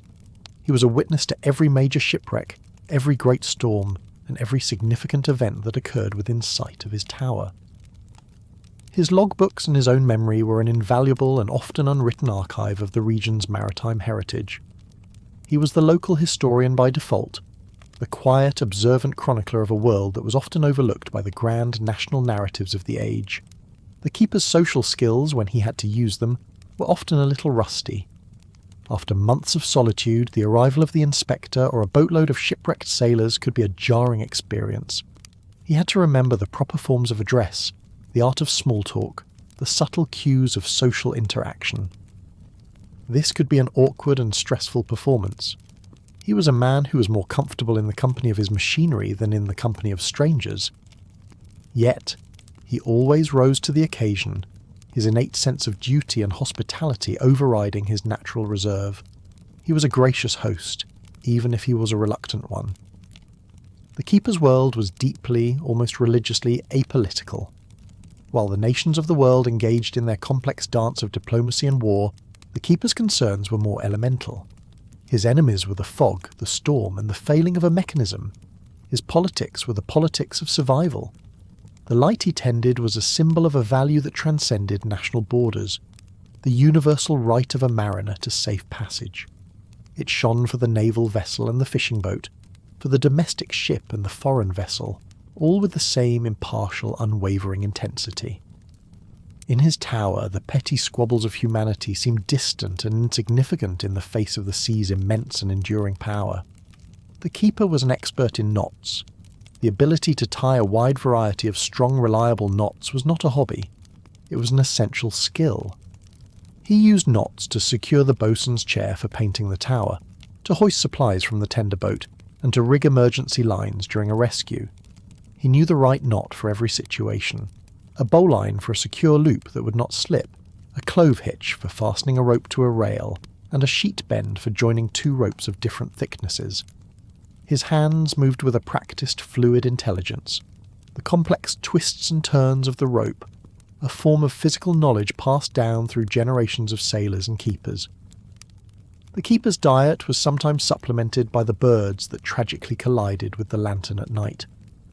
While it was a grim task to collect the dead birds, they were a valuable source of fresh meat that could not be wasted. The keeper would pluck and clean the birds, and his wife would find a way to cook them, often in a stew or a pie. This was a stark and unsentimental example of the keeper's pragmatic approach to survival.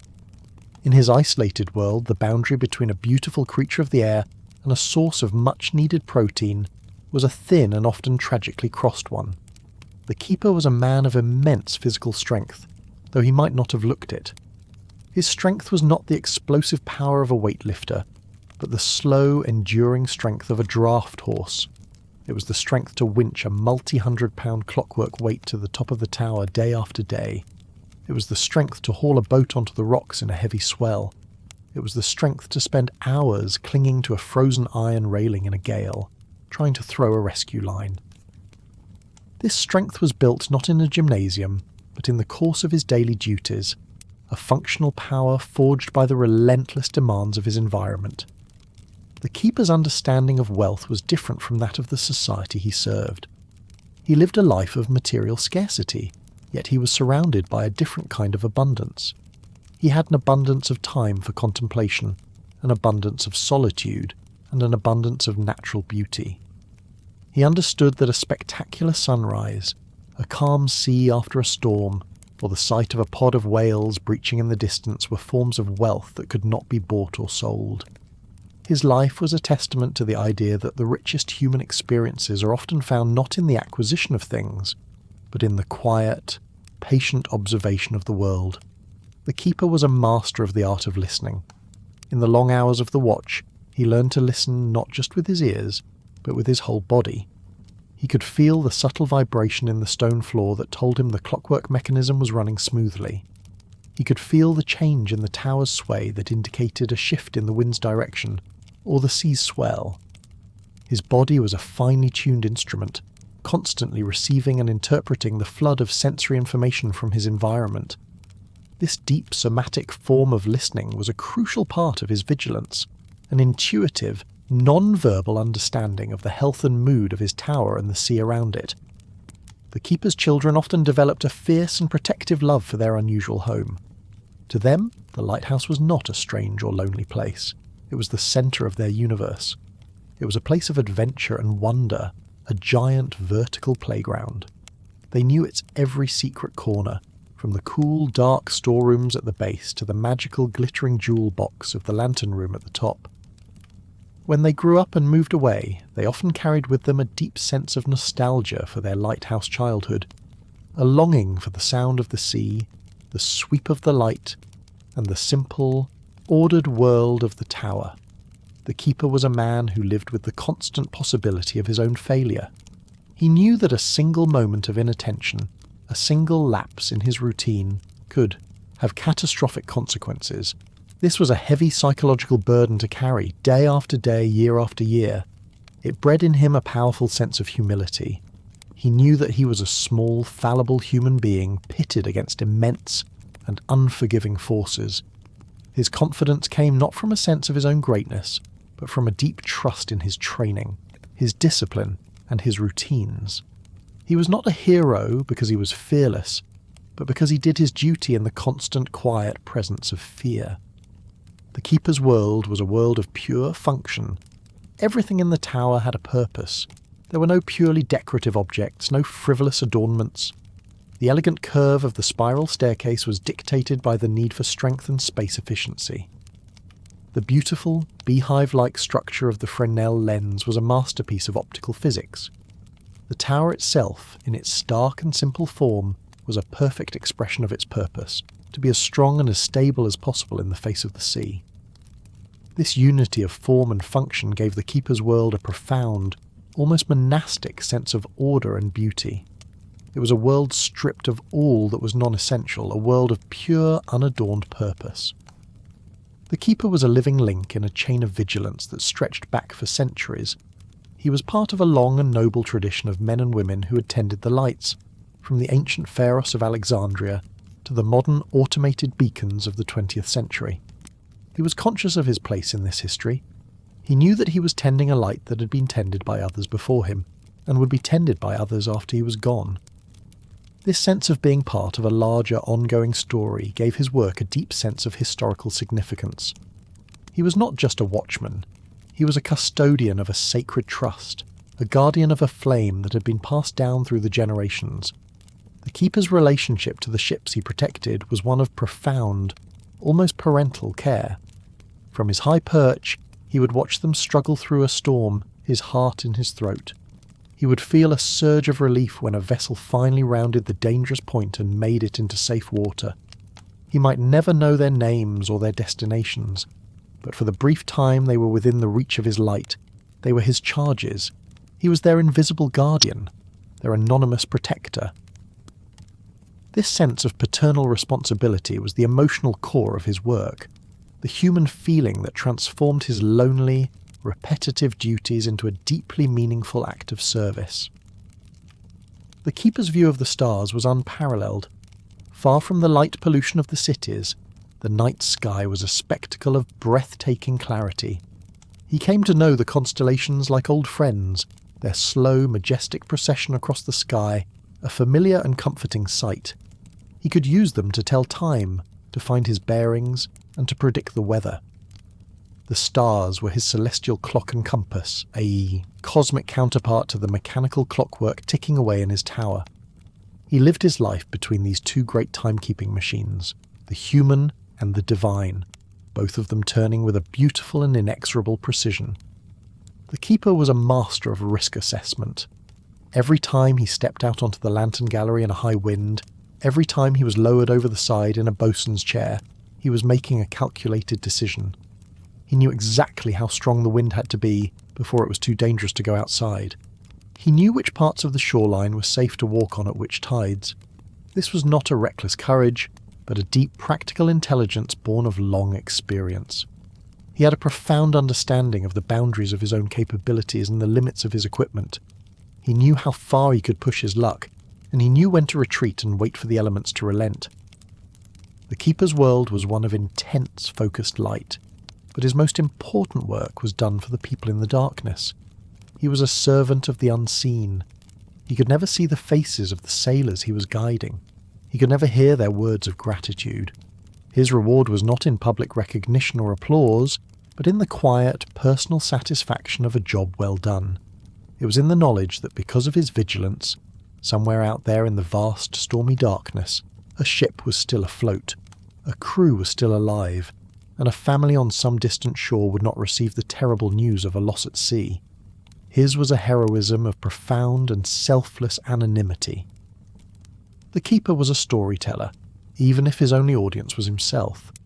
He would replay the events of the day in his mind, turning them into a coherent narrative. He would tell himself the stories of the passing ships, imagining their destinations and the lives of the people on board. He would recount the tales of the great storms and famous shipwrecks associated with his station.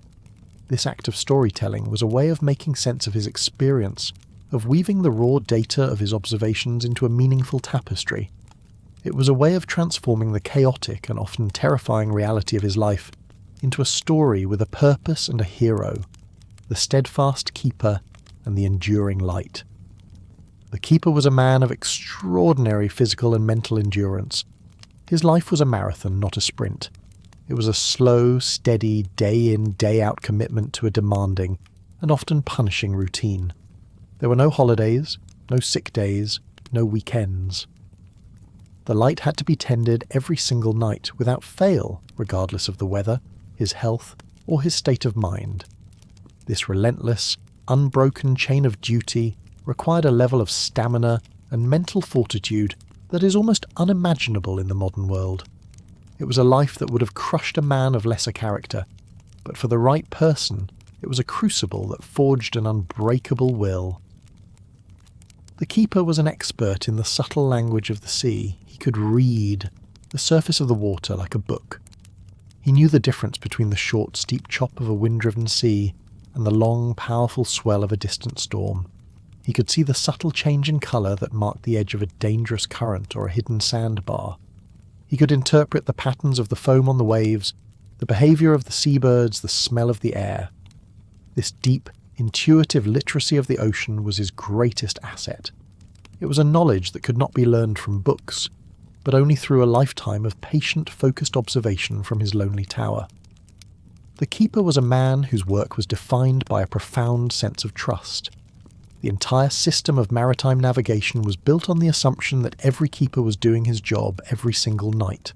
A ship's captain navigating a treacherous coastline in the dark was placing his life and the lives of his crew in the hands of a series of anonymous strangers.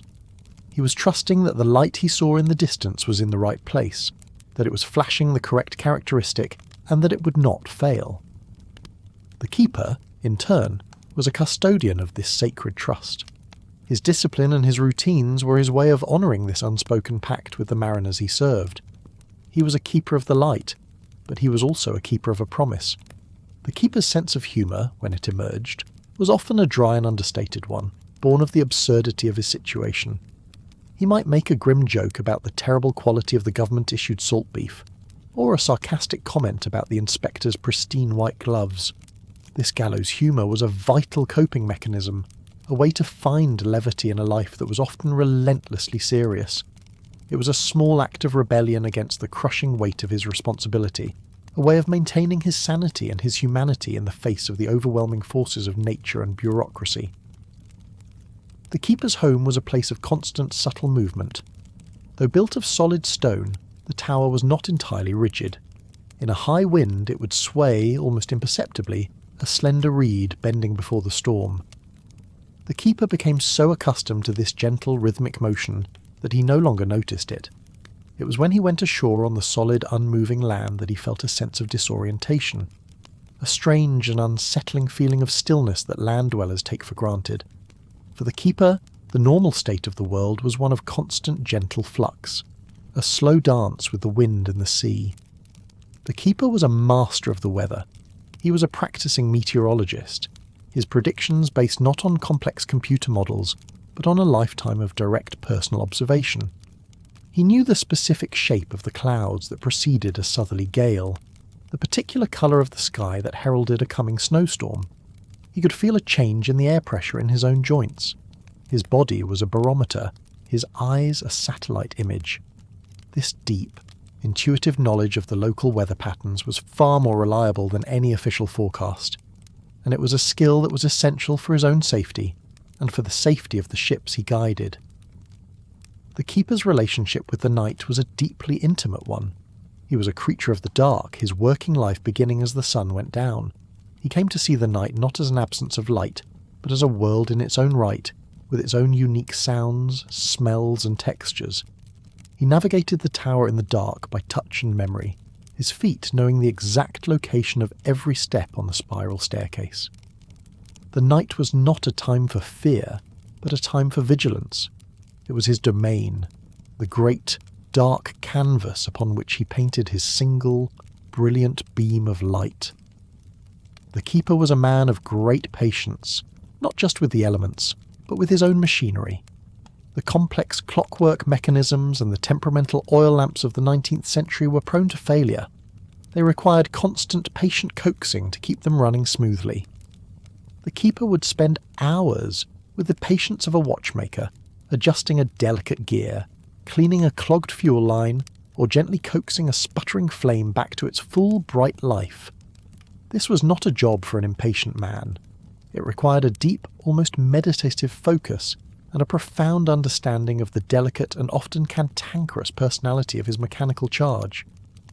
The keeper's children had a unique perspective on the world. From the top of the tower, they could see the world laid out like a map. They could watch the ships move like tiny toys across the vast expanse of the sea. This eagle's eye view gave them a sense of scale and perspective that was unusual for a child. They understood, in a very direct way, how small human beings were in the face of the vastness of the natural world. This early lesson in humility and awe was one of the most profound and enduring gifts of their lighthouse upbringing. The keeper was a man who lived with the constant presence of death. He saw it in the fury of the storms, in the wreckage of the ships, and in the bodies that washed ashore.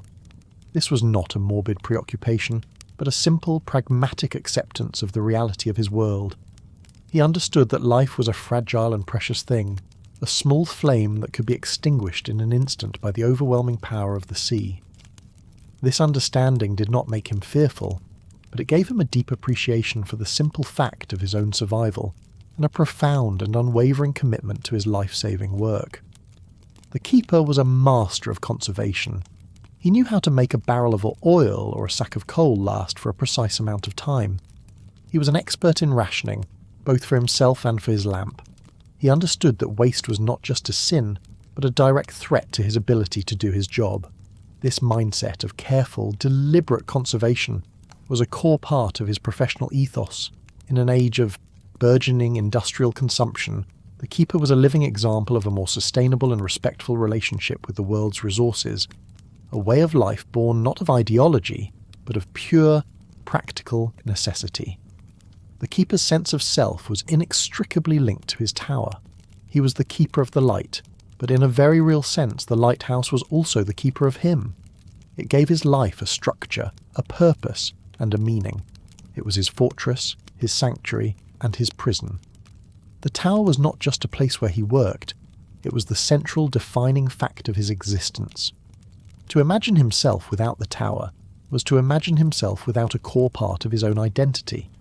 The bond between the keeper and his lighthouse was a profound and symbiotic one, a partnership between a man of discipline and a tower of stone, both of them dedicated to the same singular noble purpose. The keeper's library often contained a few well-thumbed technical manuals, books that were as important as any novel. These were the service-issued guides to the maintenance of his specific type of lens, lamp, and clockwork mechanism. They were filled with detailed diagrams, troubleshooting charts, and precise instructions. The keeper would study these books with the intensity of a scholar, committing their contents to memory. They were his sacred texts, the source of the knowledge that allowed him to diagnose a problem in the dead of night and to perform the complex repairs that kept the light burning. His practical skill was built on a foundation of this deep, theoretical knowledge. The keeper was a silent participant in the great migrations of the sea. He would watch the seasonal movements of whales, their great spouts visible for miles as they travelled along their ancient invisible corridors. He would see the vast, shimmering shoals of herring or mackerel, their presence often revealed by the frenzy of feeding seabirds and seals. He was a stationary observer of a world in constant motion, a fixed point in a liquid landscape of perpetual change and travel. This gave him a unique perspective on the interconnectedness of the marine ecosystem, a deep, intuitive understanding of the great cyclical rhythms of life and death in the ocean. The keeper's hands were not just strong, they were also incredibly sensitive. He could tell by the feel of a running rope whether it was under too much strain. He could diagnose a problem in the clockwork mechanism by the faintest vibration felt through the metal casing. He could assess the quality of a wick simply by the feel of it between his fingers. This highly developed sense of touch was a form of intelligence, a way of understanding the world that went beyond sight and sound. It was the intimate, tactile knowledge of a master craftsman who was in a constant physical dialogue with the tools and materials of his trade. The keeper was often a musician. In the long, silent hours, a simple instrument like a fiddle, a bow, concertina, or a tin whistle could be a vital companion. The act of making music was a way to fill the oppressive silence, to express emotions that had no other outlet, and to create a small bubble of human culture in the midst of the wild, inhuman sounds of the sea and the wind. The lonely, melancholic sound of a fiddle playing a traditional sea shanty, echoing faintly in the stone tower, was a poignant and powerful symbol of the keeper's resilient humanity. The keeper's relationship to the concept of home was a complex one. The tower was his home, but it was a home that was owned by the government, a place where he was subject to constant inspection and a rigid set of rules. It was a home where his primary duty was to a machine, not to his own comfort. Yet, despite all this, a deep attachment was often formed. The tower, with all its hardships and its isolation, became a place of profound personal significance. It was the place where he had raised his children, where he had endured the greatest challenges of his life, and where he had performed his life's work. It was not just a house, it was the vessel that had carried him through his life's journey. The keeper was a master of making a fire. At a station powered by coal, the maintenance of the stove was a central part of the daily routine. He knew how to build a fire that would burn efficiently and last for hours, providing a steady source of heat for cooking and for warming the damp, cold living quarters. He was an expert at managing his fuel supply, knowing that a wasted shovelful of coal could mean a cold night later in the season. The stove was the warm, beating heart of the domestic space, and the keeper was the tender of this second, smaller, but equally vital flame. The keeper's world was one of intense and often beautiful light effects. He would see the strange, shimmering mirages that would appear on the horizon on a hot, calm day, making distant ships appear to float in the air. He would see the stunningly beautiful and complex halos that would form around the sun or the moon, created by ice crystals in the upper atmosphere. He would see the green flash, a rare and fleeting optical phenomenon that can sometimes be seen just as the sun sets over a clear ocean horizon. He was a privileged observer of the subtle and beautiful ways that light interacts with the Earth's atmosphere. a daily spectacle that was a small aesthetic reward for his constant vigilance. The keeper was a man who understood the value of a good story. When the supply tender arrived, the most valuable commodity he could trade was not fish or eggs, but a well-told tale. He would share his stories of the recent storms, the strange ships he had seen, or the unusual natural phenomena he had witnessed. The sailors on the tender, in turn, would share their news and gossip from the mainland, and the other lighthouses along the coast. This oral tradition was the invisible network that connected the scattered community of keepers, a way of sharing knowledge, entertainment, and a sense of shared identity in a world that was for the most part silent. The keeper's relationship with the seabirds was a mixture of affection and frustration. He admired their grace and their incredible resilience. He saw them as fellow inhabitants of his lonely world, creatures that, like him, had found a way to survive in this harsh environment. But he also cursed them for the mess they made on his freshly polished lantern glass and the gallery railings. His daily routine often involved a running battle with the local gull population. Yet, despite this, a deep bond was often formed. The birds were his constant companions, their familiar cries a part of the daily soundscape of his life. In a world with so little living company, even a frustrating neighbour was better than no neighbour at all. The keeper was a man who lived by the checklist. His duties were so numerous and so critical that he could not rely on memory alone. The Lighthouse service provided detailed manuals that broke down every task into a series of precise, sequential steps. The keeper would follow these instructions to the letter, his day a series of checklists to be completed. This was not a sign of a lack of intelligence, but of a deep understanding of the importance of process. The checklist was a tool that protected him from his own fallibility. It ensured that in the fog of fatigue or the stress of a storm, no critical step would be forgotten, and the light would continue to burn. The keeper's sense of taste and smell was likely heightened by the limited variety of his diet.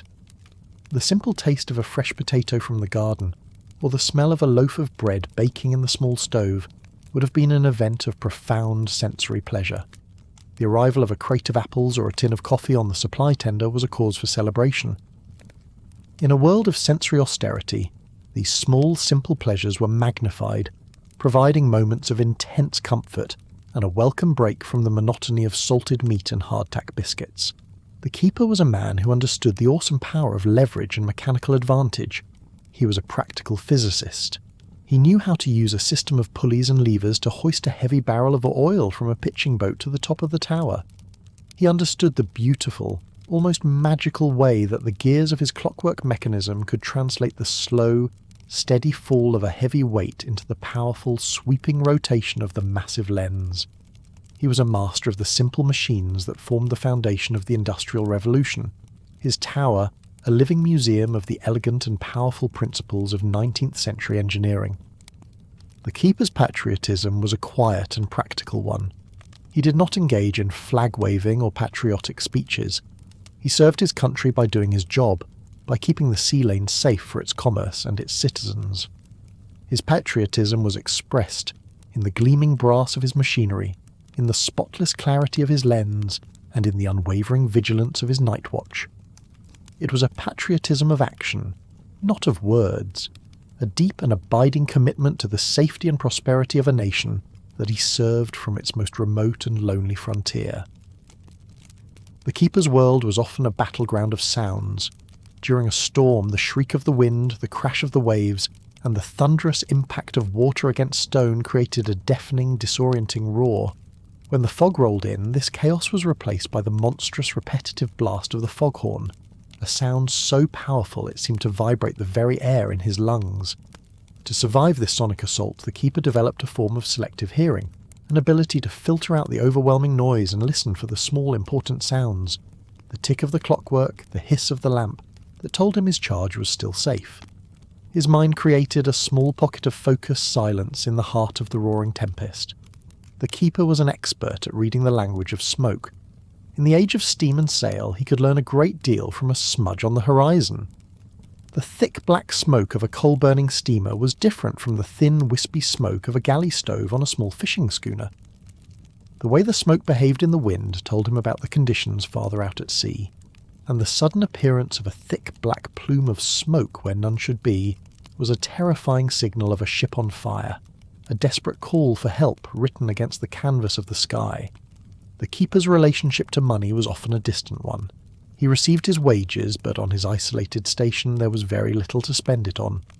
The money would accumulate, saved for a child's education, a piece of land for retirement, or a rare trip to the mainland. This enforced frugality gave him a different perspective on wealth. He lived a life that was materially poor, but he was free from the constant anxieties of consumer culture.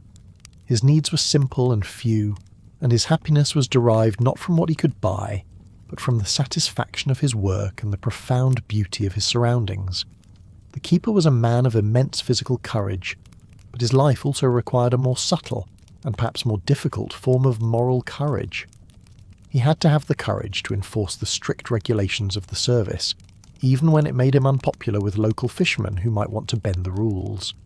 He had to have the courage to stand his ground against a belligerent ship's captain who blamed the light for his own navigational errors, and he had to have the courage to report his own mistakes, knowing that honesty could come at the cost of a reprimand or even dismissal. This quiet, internal courage was the bedrock of his character and the foundation of the service's integrity. The keeper's life was a study in the power of perspective. From the ground, the waves, crashing at the base of the tower, were a terrifying spectacle of chaotic power. But from the lantern room, 100 feet above, the same scene was transformed. The keeper could see the underlying patterns in the chaos, the great orderly procession of the swells, the complex and beautiful geometry of the breaking waves. This high vantage point gave him a kind of detachment, an ability to see the storm not just as a threat, but as a thing of awesome and terrible beauty. It was a perspective that allowed him to endure the terror by transforming it into a kind of sublime and privileged spectacle. The keeper was a master of the art of the routine medical procedure. He knew how to clean and stitch a wound, how to set a simple fracture, and how to mix a poultice for a chest infection. His medical guide was his Bible, and his small medical chest was his pharmacy. He was the doctor, nurse, and surgeon for his entire family. This was a heavy responsibility, especially when one of his own children was sick. He had to remain calm and methodical, pushing aside his own fear and relying on his limited knowledge and the terse instructions in his book. The health and well-being of his family rested not just on his vigilance with the light, but on his steady hand with a needle and thread. The keeper's dreams were likely a strange and vivid landscape, shaped by the unique sensory inputs of his daily life. He might have dreamt of endless spiralling staircases, of great glittering lenses, or of monstrous waves that towered over his lantern. He might have dreamt of the faces of the drowned sailors he'd recovered, or of the grateful smiles of the ones he had saved. His subconscious mind was a canvas painted with the powerful imagery of his waking hours, the constant rhythm of the light, the ceaseless sound of the sea, and the profound, overwhelming solitude of his tower. The keeper was a man who understood the true meaning of darkness. For a city dweller, the night is never truly dark. It is a world of streetlights, illuminated windows, and the ambient glow of civilization. But for the keeper, the darkness on a moonless, overcast night was absolute. It was a physical, tangible presence, a complete and total absence of light that erased the boundary between the sea and the sky. He understood that this was the natural state of the world, and that light was a small, fragile, and precious exception. His entire life was dedicated to creating and protecting that exception, to holding back the primordial darkness for just a few more miles, for just one more night. The keeper's relationship with his own government was often a frustrating one. He was a man on the front lines, but he was governed by a distant, slow-moving bureaucracy that often seemed to have little understanding of the realities of his life. A request for a vital spare part could take months to be fulfilled. A plea for a much-needed repair to the tower's structure could be lost in a sea of paperwork. The keeper had to learn to be a patient and persistent diplomat, writing carefully worded letters to his superiors, making his case with a mixture of professional deference and pragmatic urgency. He was a master of navigating not just the treacherous waters of the sea, but the equally treacherous channels of official bureaucracy. The keeper was a man of few but deeply held attachments. He was attached to his family, who shared his isolation and his life's work. He was attached to his tower, the stone vessel that was both his home and his charge. And he was attached to his light, the beautiful, complex machine that was the centre of his professional universe. These few, powerful bonds were the anchors that held him steady in the storm of his solitary existence. They gave him a sense of purpose, a reason for his sacrifice, and the strength to endure the long, lonely years of his service. The keeper was a silent observer of the changing seasons. He saw the first ice form on the lantern gallery in the autumn, and the first migratory birds return in the spring. He watched the subtle shift in the colour of the sea, from the cold grey-green of winter to the deep, sparkling blue of summer. He knew the timing of the seasonal fogs and the winter gales with the accuracy of a calendar. His life was a slow, cyclical journey through the year, his routines and his moods subtly shaped by the great slow turning of the earth and its journey around the sun. The keeper was a man who understood the true value of a calm day. For most people, a calm, sunny day is simply a pleasant experience. For the keeper, it was a precious and desperately needed opportunity. A calm day was a chance to make repairs to the exterior of the tower, to receive supplies from the tender, or simply to open the windows and air out the damp, musty rooms. He did not waste these moments. He worked with a focused and efficient energy, knowing that the calm was only a temporary reprieve, a brief, peaceful interlude between the inevitable storms. He had a deep, almost religious appreciation for the simple gift of a quiet sea and a gentle wind. The keeper was a master of the art of observation. His primary duty was to see. He was constantly scanning the horizon, his eyes trained to pick out the slightest anomaly. This habit of intense, focused observation carried over into every aspect of his life. He noticed the small, subtle details that most people would overlook, the way a spider spun its web in the corner of a window, the changing patterns of the barnacles on the rocks, the slow, steady progress of a patch of lichen across a stone wall. His world was a rich and fascinating tapestry of small, beautiful details, a world that was revealed only to those who had the patience and the solitude to truly look. The keeper's life was a testament to the power of routine to create meaning. In a world that often seemed chaotic and meaningless, the keeper's rigid schedule of duties was a source of profound stability. The daily rituals of cleaning, polishing and winding were not just chores, they were a form of meditation, a way of imposing a human order on a wild and indifferent universe. The routine was a fortress that protected him from the existential dread of his own insignificance. It was a daily affirmation that his work mattered, that his small repetitive actions were part of a larger noble purpose. The keeper was a man who lived with a constant awareness of his own vulnerability. He knew that a single slip on a wet railing, a single rogue wave, a single moment of carelessness with the lamp could mean his death.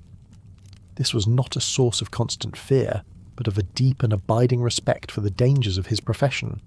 It made him careful, methodical, and humble. He never took his safety for granted. He understood that his survival depended not on his strength or his bravery, but on his unwavering attention to detail and his profound respect for the powerful forces he worked with every day. The keeper's world was one of intense, almost unbearable beauty. He was a privileged witness to spectacles that most people could only dream of. He saw storms of such power and fury that they seemed to shake the very foundations of the world. He saw sunrises of such delicate and ephemeral beauty that they could break a man's heart. He lived his life in a state of constant privileged communion with the most sublime and terrifying aspects of the natural world. This was the great unspoken reward of his difficult life. For all the hardship, the loneliness and the fear, he was granted a front row seat to the greatest show on earth. The keeper was a man who understood the deep human need for symbols. His light was more than just a navigational aid. It was a powerful symbol of hope, of safety, and of human resilience. It was a symbol of the triumph of order over chaos, of knowledge over ignorance, of a small, determined flame against an overwhelming darkness. The keeper was the guardian of this symbol, and he understood its power. He knew that for the sailor lost in a storm, the first sight of his light was not just a piece of navigational data. It was a profound, almost religious experience. It was the promise of a safe harbour, of a warm fire, and of a return to the world of the living. The keeper was a master of the art of waiting. His life was a series of long, patient vigils. He waited for the sun to set. He waited for the storm to pass. He waited for the fog to lift. And he waited for the supply tender to arrive. This was not a passive or empty waiting. It was an active, vigilant waiting, a state of constant readiness. He knew that the world operated on its own schedule, and that his job was to be ready for whatever it might bring. This profound patience was perhaps his most essential virtue, the foundation upon which his entire life of service was built. The keeper's sense of smell was a diagnostic tool. He could detect the faint, acrid scent of an overheating bearing in the clockwork mechanism long before it became a serious problem. He could smell the subtle change in the air that preceded the arrival of a fog bank, a damp, salty smell that was different from the clean scent of a normal sea breeze. He could even smell the difference between the smoke from a wood-fired galley stove and the cold smoke of a steamer. His nose was a sensitive instrument, constantly analysing the chemical composition of his world, searching for the telltale sense of danger, change, or a distant human presence. The keeper's life was an exercise in extreme minimalism.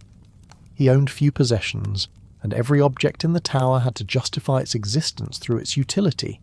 There was no room for clutter, no space for the superfluous. This was not a lifestyle choice. It was a physical necessity. This enforced simplicity had a profound effect on his psychology. He learned to find satisfaction not in the accumulation of things, but in the flawless performance of his duties and the perfect maintenance of his essential tools. His life was a testament to the idea that a rich and meaningful existence can be built on a foundation of profound material simplicity. The keeper's relationship with the inspector was a complex one, a mixture of fear and a deep, grudging respect. He dreaded the inspector's critical eye and his power to find fault, but he also understood that the inspector's high standards were what maintained the integrity of the entire service. The inspector was the avatar of the system, the human embodiment of the relentless, unforgiving standards that the keeper himself lived by every day. In a way, the inspector was a mirror, reflecting the keeper's own professional conscience. The desire to earn the inspector's rare and hard-won approval was a powerful motivator, a driving force for the perfection that the job demanded. The keeper was a man who lived on the edge of the map. In the 19th century, many coastlines were still poorly charted. The official maps were often inaccurate based on old, unreliable surveys. The keeper, with his intimate day-to-day knowledge of the local waters, often knew the real geography of the area better than the cartographers in the capital. He knew the location of the newly formed sandbar that was not on any chart, or the submerged rock that had been missed by the surveyors. His local knowledge was an invaluable and often unofficial supplement to the formal science of cartography. He was a living map, a human repository of the detailed, life-saving knowledge that could only be gained through long and patient observation. The keeper's sense of community was an unconventional one. It was not based on physical proximity, but on a shared sense of purpose. His community was the scattered, invisible network of other keepers along the coast, and the equally invisible community of mariners who depended on his light. He might never meet these people, but he felt a profound and powerful bond with them. He was part of a great silent brotherhood, a community of vigilance that transcended the physical isolation of his tower. This sense of belonging to something larger than himself was a powerful antidote to the loneliness of his daily existence. The keeper was a man of immense self-discipline. His life was a constant battle against the natural human tendencies toward laziness, procrastination, and despair. There was no one to supervise him, no one to force him to do his work. His discipline had to come from within. He was his own taskmaster, his own harshest critic. The relentless, repetitive nature of his duties was a form of training, a daily exercise that strengthened his will and forged his character. His life was a powerful example of the way that a structured, disciplined existence can be a source not of oppression, but of profound personal freedom and strength. The keeper's children learned to be incredibly resourceful and imaginative. With few manufactured toys, they had to create their own entertainment. A piece of driftwood could become a pirate ship, a collection of shells could become a herd of exotic animals, and the rock pools at the base of the tower could become a vast and mysterious kingdom. Their imaginations were their greatest playground. This upbringing fostered in them a powerful creativity and a deep appreciation for the simple, natural materials of their world. They learned that the most exciting adventures were not the ones you could buy, but the ones you could create in your own mind. The keeper was a man who lived with a profound sense of responsibility for the past. He was the custodian of a structure that was often a marvel of engineering, built at great cost and with great human effort. He was also the inheritor of a tradition of service that stretched back for generations. He felt the weight of this history on his shoulders. His duty was not just to the present-day mariners, but to the memory of the men who had built the tower and the keepers who attended the light before him. He was a guardian of their legacy, and his own work was a daily act of honouring their sacrifice and their skill. The keeper's relationship with the concept of news was a strange one. He would receive a stack of newspapers from the supply tender, their headlines screaming about political crises, technological breakthroughs, and distant wars. But this news was often weeks or even months old. He was reading history, not current events. This temporal dislocation gave him a unique and detached perspective on the affairs of the world. He saw the great dramas of his age not as a frantic day-to-day chaos, but as a slow, unfolding narrative. His isolation from the relentless, immediate cycle of news gave him a kind of philosophical calm, a long-term view that was a rare and precious commodity in an increasingly frantic world. The keeper was a man who understood the profound difference between solitude and loneliness. Loneliness was a destructive force, a feeling of emptiness and despair that he had to constantly fight against. Solitude, on the other hand, was a choice, a state of being alone that could be peaceful, productive, and even spiritually nourishing. The keeper's life was a constant negotiation between these two states. He used his routines, his hobbies, and his deep connection to the natural world to transform the raw, dangerous fact of his isolation into a meaningful and life-affirming state of solitude. The keeper's world was one of intense, almost theatrical drama. The sudden arrival of a storm, the desperate fight of a ship against the waves, the dramatic rescue of a drowning sailor. These were events of a power and intensity that most people would never experience. The keeper was a permanent spectator in the front row of nature's most epic theatre. This constant exposure to high drama shaped his personality. It stripped away the trivial and the superficial and focused his attention on the great elemental themes of life and death, courage and fear, and the eternal struggle between human will and the overwhelming power of the natural world. The keeper was a man of deep practical wisdom. His knowledge was not the abstract theoretical knowledge of a scholar, but the hard-won practical wisdom of a man who had spent a lifetime in direct, unmediated contact with the real world.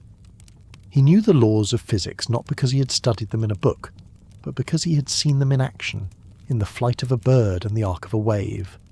He knew the principles of psychology not from reading a textbook, but from a lifetime of observing his own mind in the crucible of solitude. His was a quiet, unassuming wisdom, a deep, intuitive understanding of the way the world and the human heart really works. The keeper's sense of beauty was a rugged and unsentimental one. He found beauty not in the pretty or the decorative, but in the functional and the enduring. He saw beauty in the elegant interlocking joints of the granite blocks of his tower.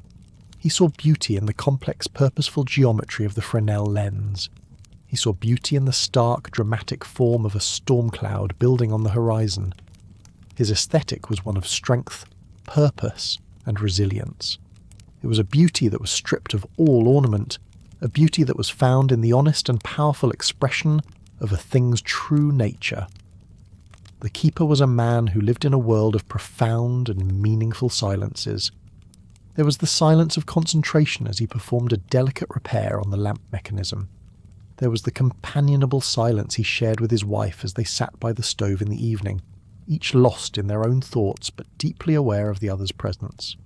And there was the great awe-inspiring silence of a calm, starlit night, a silence that seemed to contain the vast, silent turning of the cosmos itself.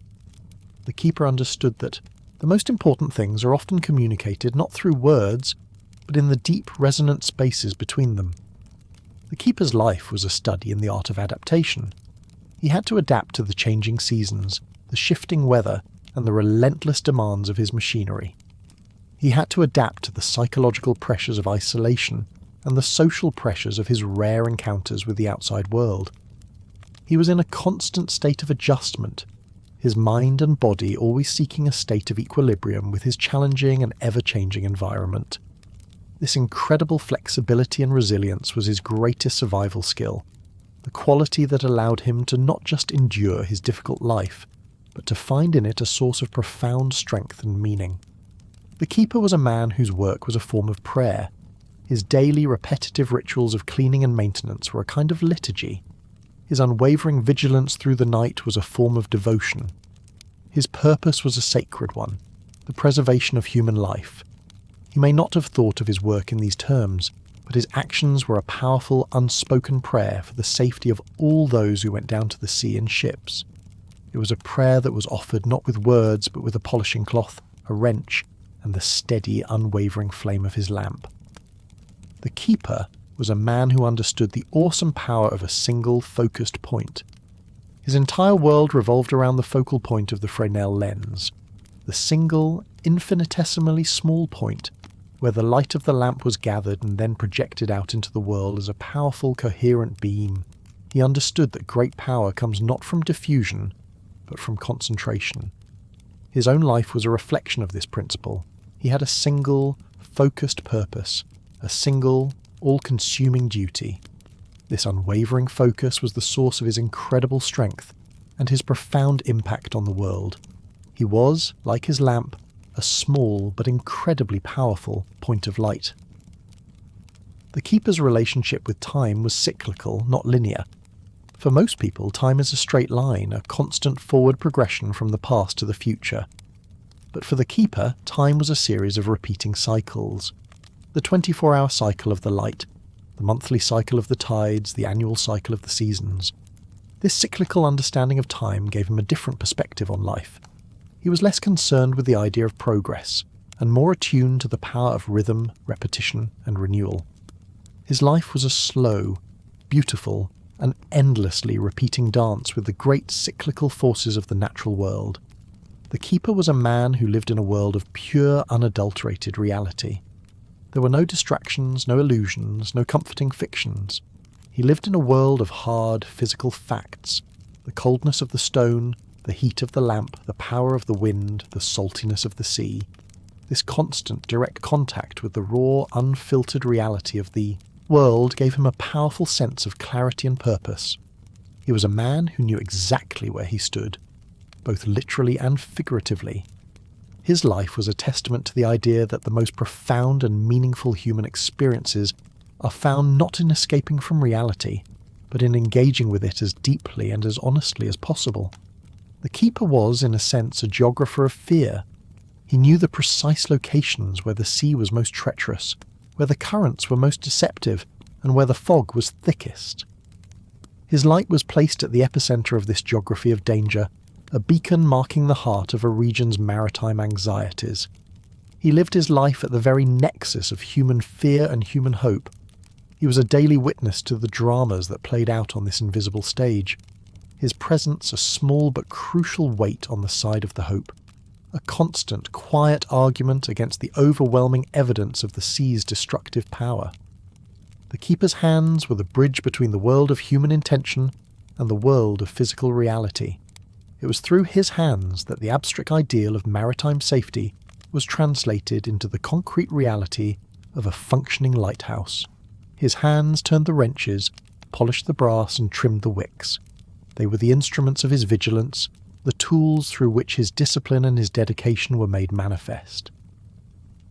In an age that was becoming increasingly dominated by abstract ideas and distant bureaucracies, the keeper's life was a powerful reminder of the fundamental importance of skilled, physical labour, of the simple, honest, and world-changing power of a capable pair of human hands.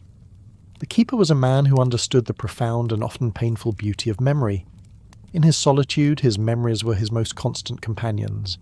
He would replay the memories of his childhood, of his family on the mainland, of the faces of the men he had rescued. These memories were a source of both comfort and of a deep, melancholic longing. They were the invisible threads that connected his isolated present to the rich and complex tapestry of his past. The act of remembering was a way of keeping his own history and his own humanity alive in the great silent emptiness of his tower. The Keeper's world was one of intense and often violent sound, but it was also a world of profound and meaningful quiet. The quiet of the lantern room after the storm had passed, with the only sound being the gentle hiss of the lamp and the soft ticking of the clockwork. The quiet of the living quarters in the dead of night, with his family sleeping soundly around him. These moments of quiet were not empty. They were filled with a sense of peace, of safety, and of a job well done. They were the precious, peaceful interludes that made the chaos and the terror of the storms bearable. The Keeper was a man who lived his life on a threshold. He was on the threshold between the land and the sea, between civilization and the wilderness, between order and chaos. His tower was the very embodiment of this liminal state, a structure that belonged to both worlds and to neither. This life on the edge gave him a unique and powerful perspective. He could see both sides of the divide. He understood the needs and the fears of the land-based world, but he also had a deep and intimate understanding of the power and the beauty of the wild, untamable sea. He was the perpetual go-between, the lonely ambassador who mediated the endless and often violent relationship between humanity and the ocean. The Keeper was a master of the art of the long view. He measured time not in hours or days, but in seasons and years. He had seen enough storms to know that every one of them, no matter how powerful, eventually comes to an end. He'd seen enough winters to know that the spring would always return. This long perspective gave him a deep and abiding sense of patience and of hope. He was not easily swayed by the crises of the moment. He had a deep, bone-deep faith in the power of endurance, in the simple, profound truth that if you could just hold on, if you could just keep the light burning, the dawn would eventually come. The Keeper's relationship with his own reflection was a unique one. In the vast, curved panes of the lantern room glass, and in the highly polished brass of the machinery, he would see his own distorted image, a silent companion to his lonely vigil. This reflection was a constant reminder of his own physical presence in the tower, a small, human counterpoint to the vast, inhuman scale of the sea and the sky outside. It was a silent witness to his labour, his fatigue, and his unwavering dedication. In a world with so few other people, his own reflection became a kind of friend, a quiet, ever-present confirmation that he was, in fact, still there. The Keeper was a man of profound and practical patriotism. He served his country not by fighting its wars or engaging in its politics, but by contributing to its economic lifeblood. He understood that the safe passage of merchant ships was the foundation of the nation's prosperity. His work, in its own quiet way, was as important as that of any captain of industry or any statesman. He was a guardian of the nation's arteries, the silent, unassuming gatekeeper who ensured that the vital flow of commerce could continue day and night, in good weather and in bad. The Keeper's life was a testament to the fact that the most important battles are often fought not against external enemies, but against the internal forces of despair, boredom, and fear. His greatest victories were not the dramatic rescues, but the quiet, daily triumphs of his own will over his own weaknesses. The victory of getting out of his warm bed in the middle of a cold night to stand his watch. The victory of meticulously polishing a piece of brass when he was bone-tired and soul-weary. The victory of choosing hope over despair in the face of a week-long storm. These small, invisible victories of the human spirit were the true foundation of his heroic and steadfast service. The Keeper was a man who understood the language of light. He knew that light could mean many things. It could be a warning, a guide, a promise, or a prayer. He was a master of this language. His work a nightly sermon preached in a dialect of flashes and eclipses.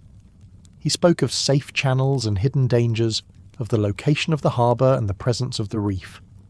It was a simple, universal language, understood by sailors of all nations, a testament to the power of a single, well-placed light to communicate the most vital and life-saving of messages across the vast, dark and silent expanse of the sea. The keeper was a man who lived in a state of constant sensory alertness. Even when he was resting, a part of his mind was always on watch. A subtle change in the sound of the wind, a slight tremor in the floor of the tower, a faint, unusual smell on the air. Any of these things could bring him instantly from a state of rest to a state of full, focused attention. This was not a conscious process.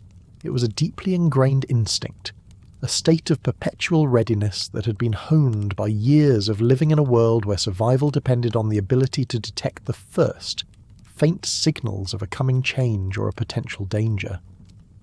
The keeper's view of civilization was a distant and perhaps slightly idealized one. From his remote outpost, he saw only the evidence of civilization's successes, the great, powerful ships, the steady flow of commerce, the neatly printed newspapers. He did not see the poverty, the pollution, the crime, or the social unrest of the burgeoning 19th century cities. His isolation protected him from the darker side of the progress he helped to enable. This gave him a unique perspective, a view of civilization that was stripped of its messy realities and reduced to its most noble and impressive achievements. The keeper was a man who understood the profound power of a single, reliable point in a chaotic world. His lighthouse was a point of absolute certainty. It was in a known location, and it had a known characteristic. In the swirling, disorienting chaos of a storm at sea, this single point of certainty was a sailor's most precious asset. It was the one thing he could trust, the one fixed point around which he could organise the rest of his chaotic and terrifying sensory experience. The keeper's life was dedicated to maintaining the absolute, unwavering integrity of this single point. He was the guardian of certainty in an uncertain world. The keeper's life was a masterclass in the art of preventative maintenance. He did not wait for things to break.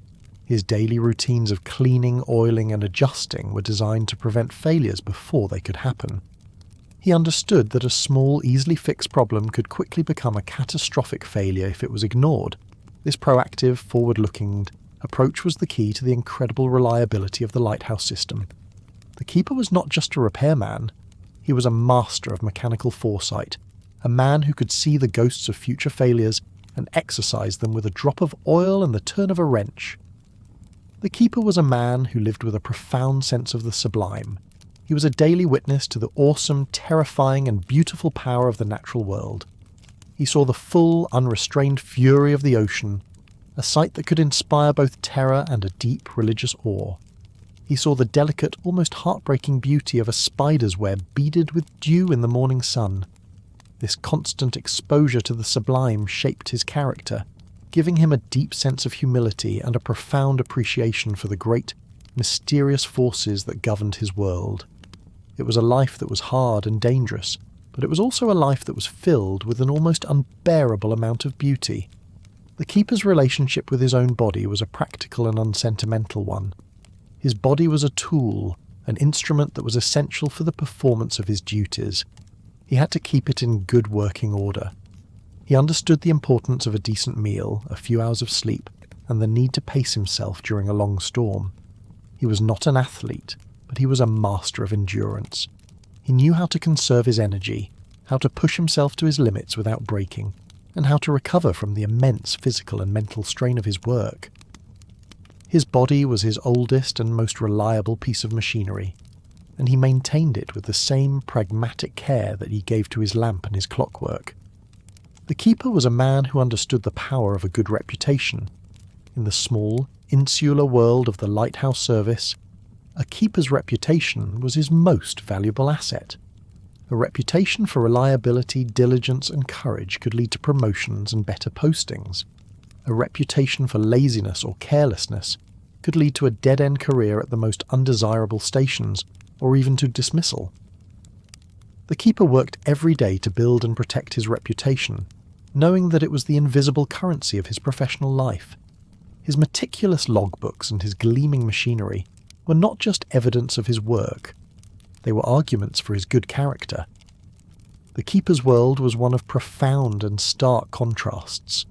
The warmth and domesticity of his small living quarters stood in sharp contrast to the cold, wild and inhuman world just outside the thick stone walls. The meticulous man-made order of his machinery stood in contrast to the chaotic, untamable power of the sea. The brilliant, focused light of his lamp stood in contrast to the vast, overwhelming darkness of the night.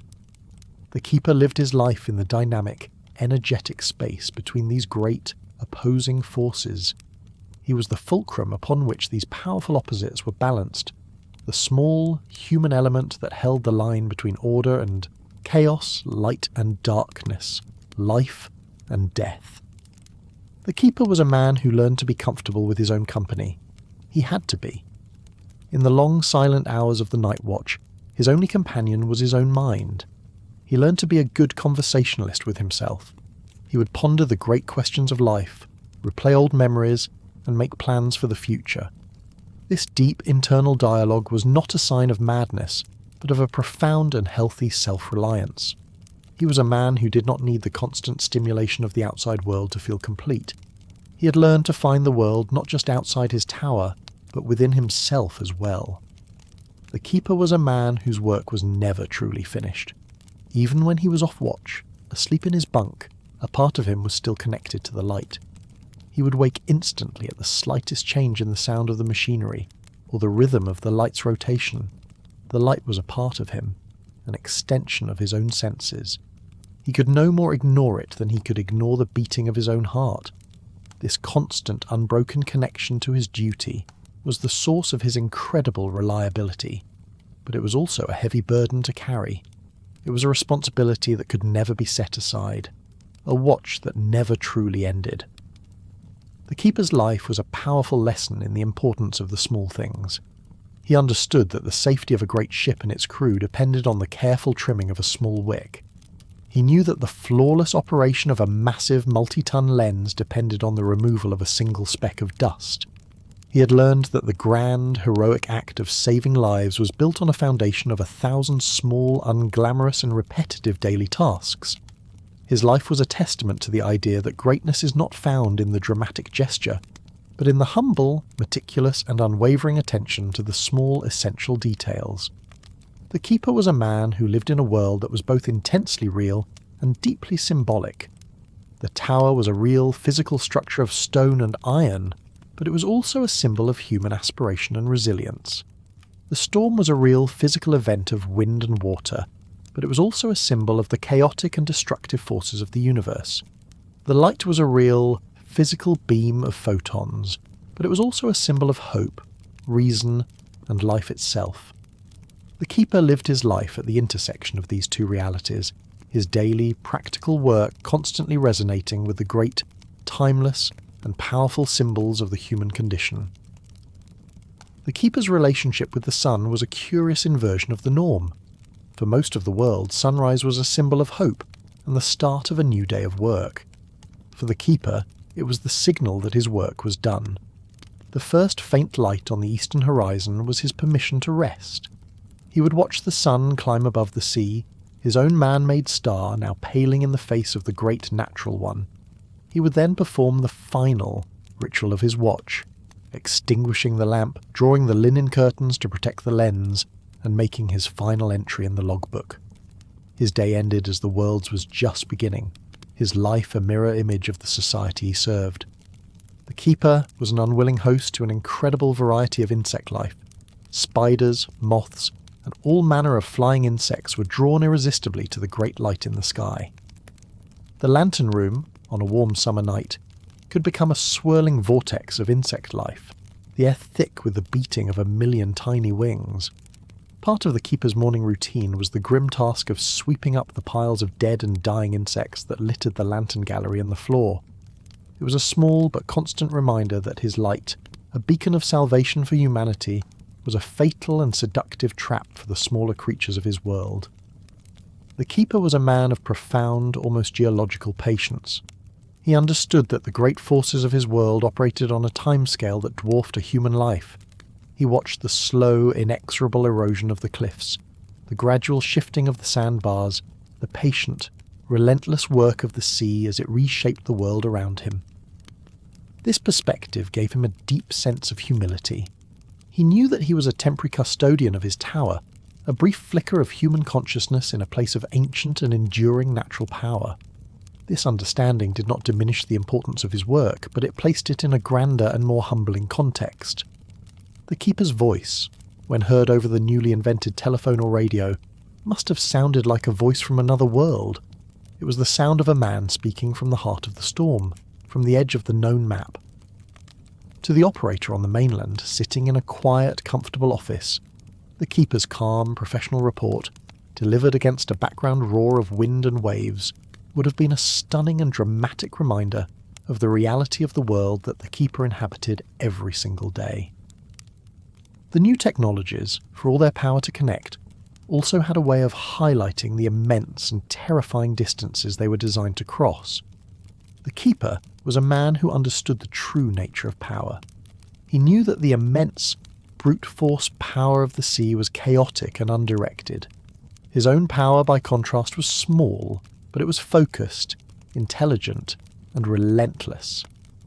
It was the power of the human mind, of reason, of discipline, and of engineering.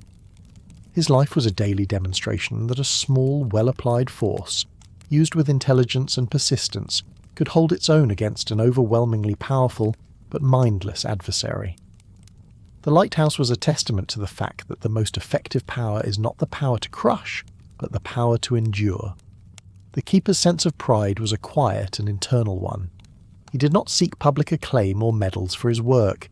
His pride came from the deep personal satisfaction of a job done to, the absolute best of his ability. It came from the sight of his gleaming machinery, the knowledge of a perfectly kept logbook, and the quiet confidence that, under his watch, the light had never failed.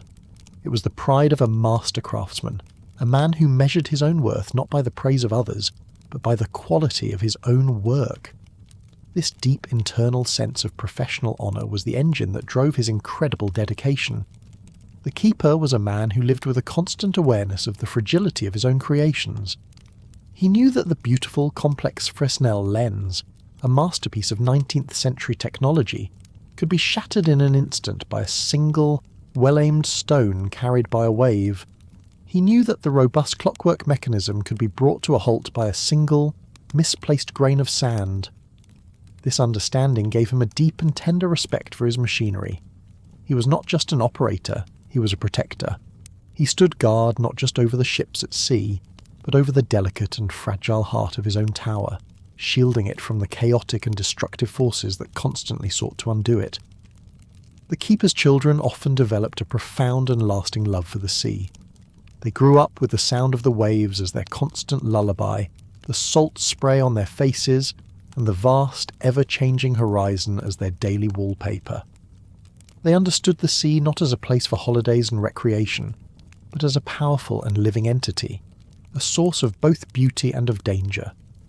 Many of them would go on to careers at sea themselves, as sailors, fishermen, or even as the next generation of lighthouse keepers, their lives forever shaped by the powerful and unforgettable experiences of their childhood on the edge of the ocean. The keeper was a man who understood the difference between a job and a calling. A job was something you did for money. A calling was something you did because you had to, because it was an essential part of who you were. For the true keeper, his work was a calling. It was a life that chose him as much as he chose it. It was a life that demanded his complete and unwavering commitment, but in return, it offered him a profound sense of purpose and a clear and unambiguous reason for his own existence. He was the man who kept the light, and in a world of growing complexity and confusion, that simple, powerful identity was a source of immense and unshakable strength. The keeper was a master of the art of the temporary repair. He knew that a permanent fix was often a luxury he could not afford. His job was to keep the light burning by any means necessary, until the proper parts and personnel could arrive. He became an expert in improvisation, using wire, canvas, and sheer ingenuity to hold a failing piece of machinery together for just one more night. These temporary, often ugly, but always effective repairs were a testament to his resourcefulness and his unwavering focus on the core mission. The goal was not elegance. The goal was survival for his machinery and for the sailors who depended on it. The keeper's world was one of profound, almost biblical simplicity. His life was a stark and simple drama played out against a backdrop of the sea and the sky. His duties were clear, his enemies were obvious, and his purpose was unambiguous. In an age of growing moral and social complexity, the keeper's life had a powerful, almost mythic, clarity. He was a man with a single noble task, to keep a light burning in the darkness. This profound simplicity was the source of the public's fascination with his life, and it was the foundation of his own quiet, unwavering and heroic dignity. The keeper was a man who lived in a constant state of low-grade sensory assault. The constant dampness that seeped through the stone walls, the relentless nagging wind, the bone-jarring vibration of the foghorn, the perpetual smell of oil and salt. For an outsider, a few hours in a lighthouse could be an overwhelming and unpleasant experience. But for the keeper, this was simply the normal state of the world. His body and mind had adapted, filtering out the constant discomfort until it became a familiar and almost unnoticed background hum. He was a master of the art of endurance, a man who had learned to be comfortable in a world that was, by any objective measure, profoundly uncomfortable. The keeper was a man who understood the true meaning of the word watch. His job was not just to look, but to watch. To watch is to look with purpose, with vigilance, and with an unceasing awareness of the possibility of change. It is an active, not a passive state. The keeper's watch was a constant 24-hour-a-day state of being. Even when he was not formally on duty, a part of him was always watching, always listening, always ready. This state of perpetual vigilance was the essence of his profession, the core of his sacred and life-saving trust. The keeper's world was a world of profound and beautiful patterns. The rhythmic, sweeping pattern of the light's beam. The complex, ever-changing but always recognizable patterns of the waves. The predictable seasonal patterns of the bird migrations. The keeper was a student of these patterns, his mind a repository of these natural and mechanical rhythms. This ability to see and understand the underlying patterns in the apparent chaos of his world was a source of both practical knowledge and of a deep, aesthetic pleasure. He was a man who had found the hidden music and the secret geometry of his wild and lonely world. The keeper was a man who lived with the ghosts of the past. The tower itself was a ghost, a monument to the men who had built it. The light was a ghost, a continuation of a vigil kept by generations of keepers before him. And the sea around him was haunted by the ghosts of the ships that had been wrecked and the sailors who'd been drowned. The keeper was the custodian of these memories, the living link between the past and the present. His work was a daily act of communion with these ghosts, a promise that their sacrifices would not be forgotten, and that the light they had served would continue to shine. The keeper's life was a powerful refutation of the idea that a human being is a product of their social environment. The keeper was a product of his physical environment. His character was shaped not by the opinions of his peers, but by the relentless, unforgiving realities of the wind, the sea, and the stone. This forged in him a powerful and sometimes stubborn independence of mind. He was a man who knew his own worth, who trusted his own judgment, and who was not easily swayed by the shifting fashions and opinions of the world he served from a distance. He was a man who had been sculpted not by society, but by the elements themselves. The keeper was a man who understood the awesome power of a single, well-placed fulcrum. His lighthouse was a fulcrum, a point upon which the fate of a ship could pivot. On one side of that point lay disaster, on the other, safety. The keeper's job was to ensure that the fulcrum was always in the right place, always visible, always reliable. He was the small but essential point of leverage that allowed the great heavy weight of a ship and its cargo to be moved from a path of danger to a path of security. His life was a testament to the fact that the greatest effects are often produced not by the application of great force, but by the precise and intelligent placement of a single, crucial point. The keeper was a man of profound and simple pleasures. The first sip of hot coffee at the start of a long, cold night watch, the feel of a rare, warm ray of sun on his face, the the sound of his children's laughter echoing in the tower, the sight of a letter from home in the mailbag. In a life that was often stripped down to its bare essentials, these small, simple moments of comfort and connection were not taken for granted. They were cherished as the precious and life-affirming treasures that they were, small, warm lights in the vast and often cold expanse of his daily existence. The keeper was a man who lived in a world of pure, unmediated consequence. In his world there were no second chances. A mistake was not a learning opportunity, it was a potential catastrophe. A forgotten duty could mean the loss of a ship. A moment of carelessness could mean the failure of the light. This constant high-stakes reality bred in him a powerful and unwavering sense of accountability. He was a man who understood the full weight of his actions. He was the living embodiment of the idea that with great responsibility comes the need for an equally great and uncompromising sense of personal and professional integrity. The keeper's life was a long and quiet conversation with the sea. He would speak to it in the language of his light, and the sea would answer in the language of its waves, its tides, and its storms. It was a conversation that was at times gentle and at times violent, but it was a conversation that never ended. The keeper learned to listen with deep respect to what the sea had to say. He knew that he could never command it, could never defeat it. The best he could do was to understand it, to respect its power, and to offer his own small, steady and unwavering voice in the midst of its great and timeless roar. The keeper was a man who understood the profound and essential difference between a house and a home. A house is a structure of wood or stone. A home is a place of meaning, of memory, and of love. The keeper's tower was, by any objective measure, a harsh and unforgiving house. But for him, and for his family, it was a home. It was a home that was built not just of granite and iron, but of shared experience, of mutual reliance, and of a deep and abiding love that was strong enough to flourish in the most challenging of environments. It was a testament to the incredible power of the human heart to create a place of warmth and belonging in the coldest and most isolated corners of the world. The keeper was, in many ways, a living paradox. He was a man of profound solitude who performed a vital public service.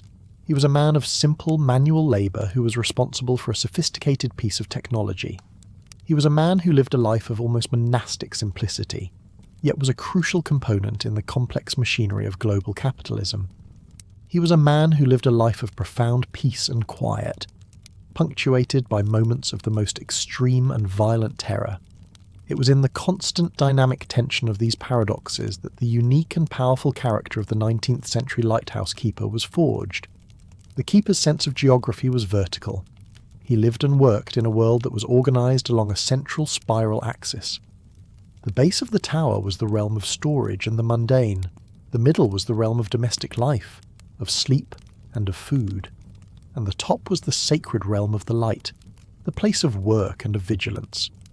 This vertical organisation of his world shaped his thinking. He understood that to reach the most important place, one had to make a long and difficult climb. His life was a daily pilgrimage up that spiral staircase, a constant repetitive journey from the world of the ordinary to the world of the extraordinary. The keeper was a man who understood the awesome and terrifying power of inertia. He saw it in the unstoppable momentum of a great wave, and in the relentless grinding power of a ship being driven onto the rocks. He also understood that his own work was a form of inertia, a constant, steady and reliable force that, once set in motion, was incredibly difficult to stop. His routines, his discipline, and his unwavering sense of duty created a powerful professional inertia that carried him through the storms, the loneliness, and the exhaustion. He was a small, human counterweight to the great destructive inertia of the sea. The keeper's relationship to the concept of progress was a deeply personal one. He was, in his own way, an agent of progress, his work enabling the safe passage of the ships that were building the modern world. Yet he himself was often left behind by that same progress. The new technologies that were making his light brighter and more reliable were also the very technologies that would eventually make his own skills obsolete. He was a man who was simultaneously pushing the world forward and being rendered obsolete by it. This gave him a complex and perhaps slightly melancholic perspective on the great forward march of history. The Keeper was a man of profound and simple faith. It was a faith that was tested daily by the evidence of the world's chaos and indifference. He saw the destructive power of the storms, the arbitrary nature of the shipwrecks, and the profound, overwhelming loneliness of his own existence. Yet in the face of all this, he kept the faith. He kept his faith in his machinery, in his routines, and in the ultimate value of his own life-saving work. His life was a quiet, stubborn, and heroic act of faith, a daily wager that a single small flame of human decency and discipline could, in the end, make a difference against the vast and overwhelming darkness. The Keeper was a man who lived in a world of pure elemental forces. He was surrounded by the four great elements of the ancient world: the solid earth of his tower's foundation, the wild water of the sea, the invisible air of the wind, and the sacred fire of his lamp. His life was a constant negotiation with these powerful primal forces. He had to understand their moods, respect their power, and find a way to coexist with them. This gave him a deep, almost pagan connection to the natural world. He was a man who lived on a first-name basis with the great elemental gods of his wild and lonely kingdom. The Keeper's sense of accomplishment was a quiet and deeply personal one. It was not measured in promotions or in public accolades. It was measured in the simple, profound fact that another night had passed and the light had not failed. It was measured in the sight of a ship safely past the dangerous reef, disappearing over the morning horizon. It was measured in the knowledge that his own small, repetitive actions had made the world a slightly safer place for a few more anonymous strangers. His was a heroism of small, quiet, and infinitely valuable victories, a lifetime of service measured in a long, unbroken chain of safely navigated nights. The Keeper was a living embodiment of the concept of steadfastness. In a world that was constantly changing, he was a point of unwavering consistency. The ships changed, the weather changed, the world on the mainland changed, but the Keeper and his light remained. This incredible, almost inhuman consistency was the foundation of his value. He was a promise, made in stone and light, that no matter how dark the night, or how violent the storm, there would be a single, reliable point of hope and of guidance.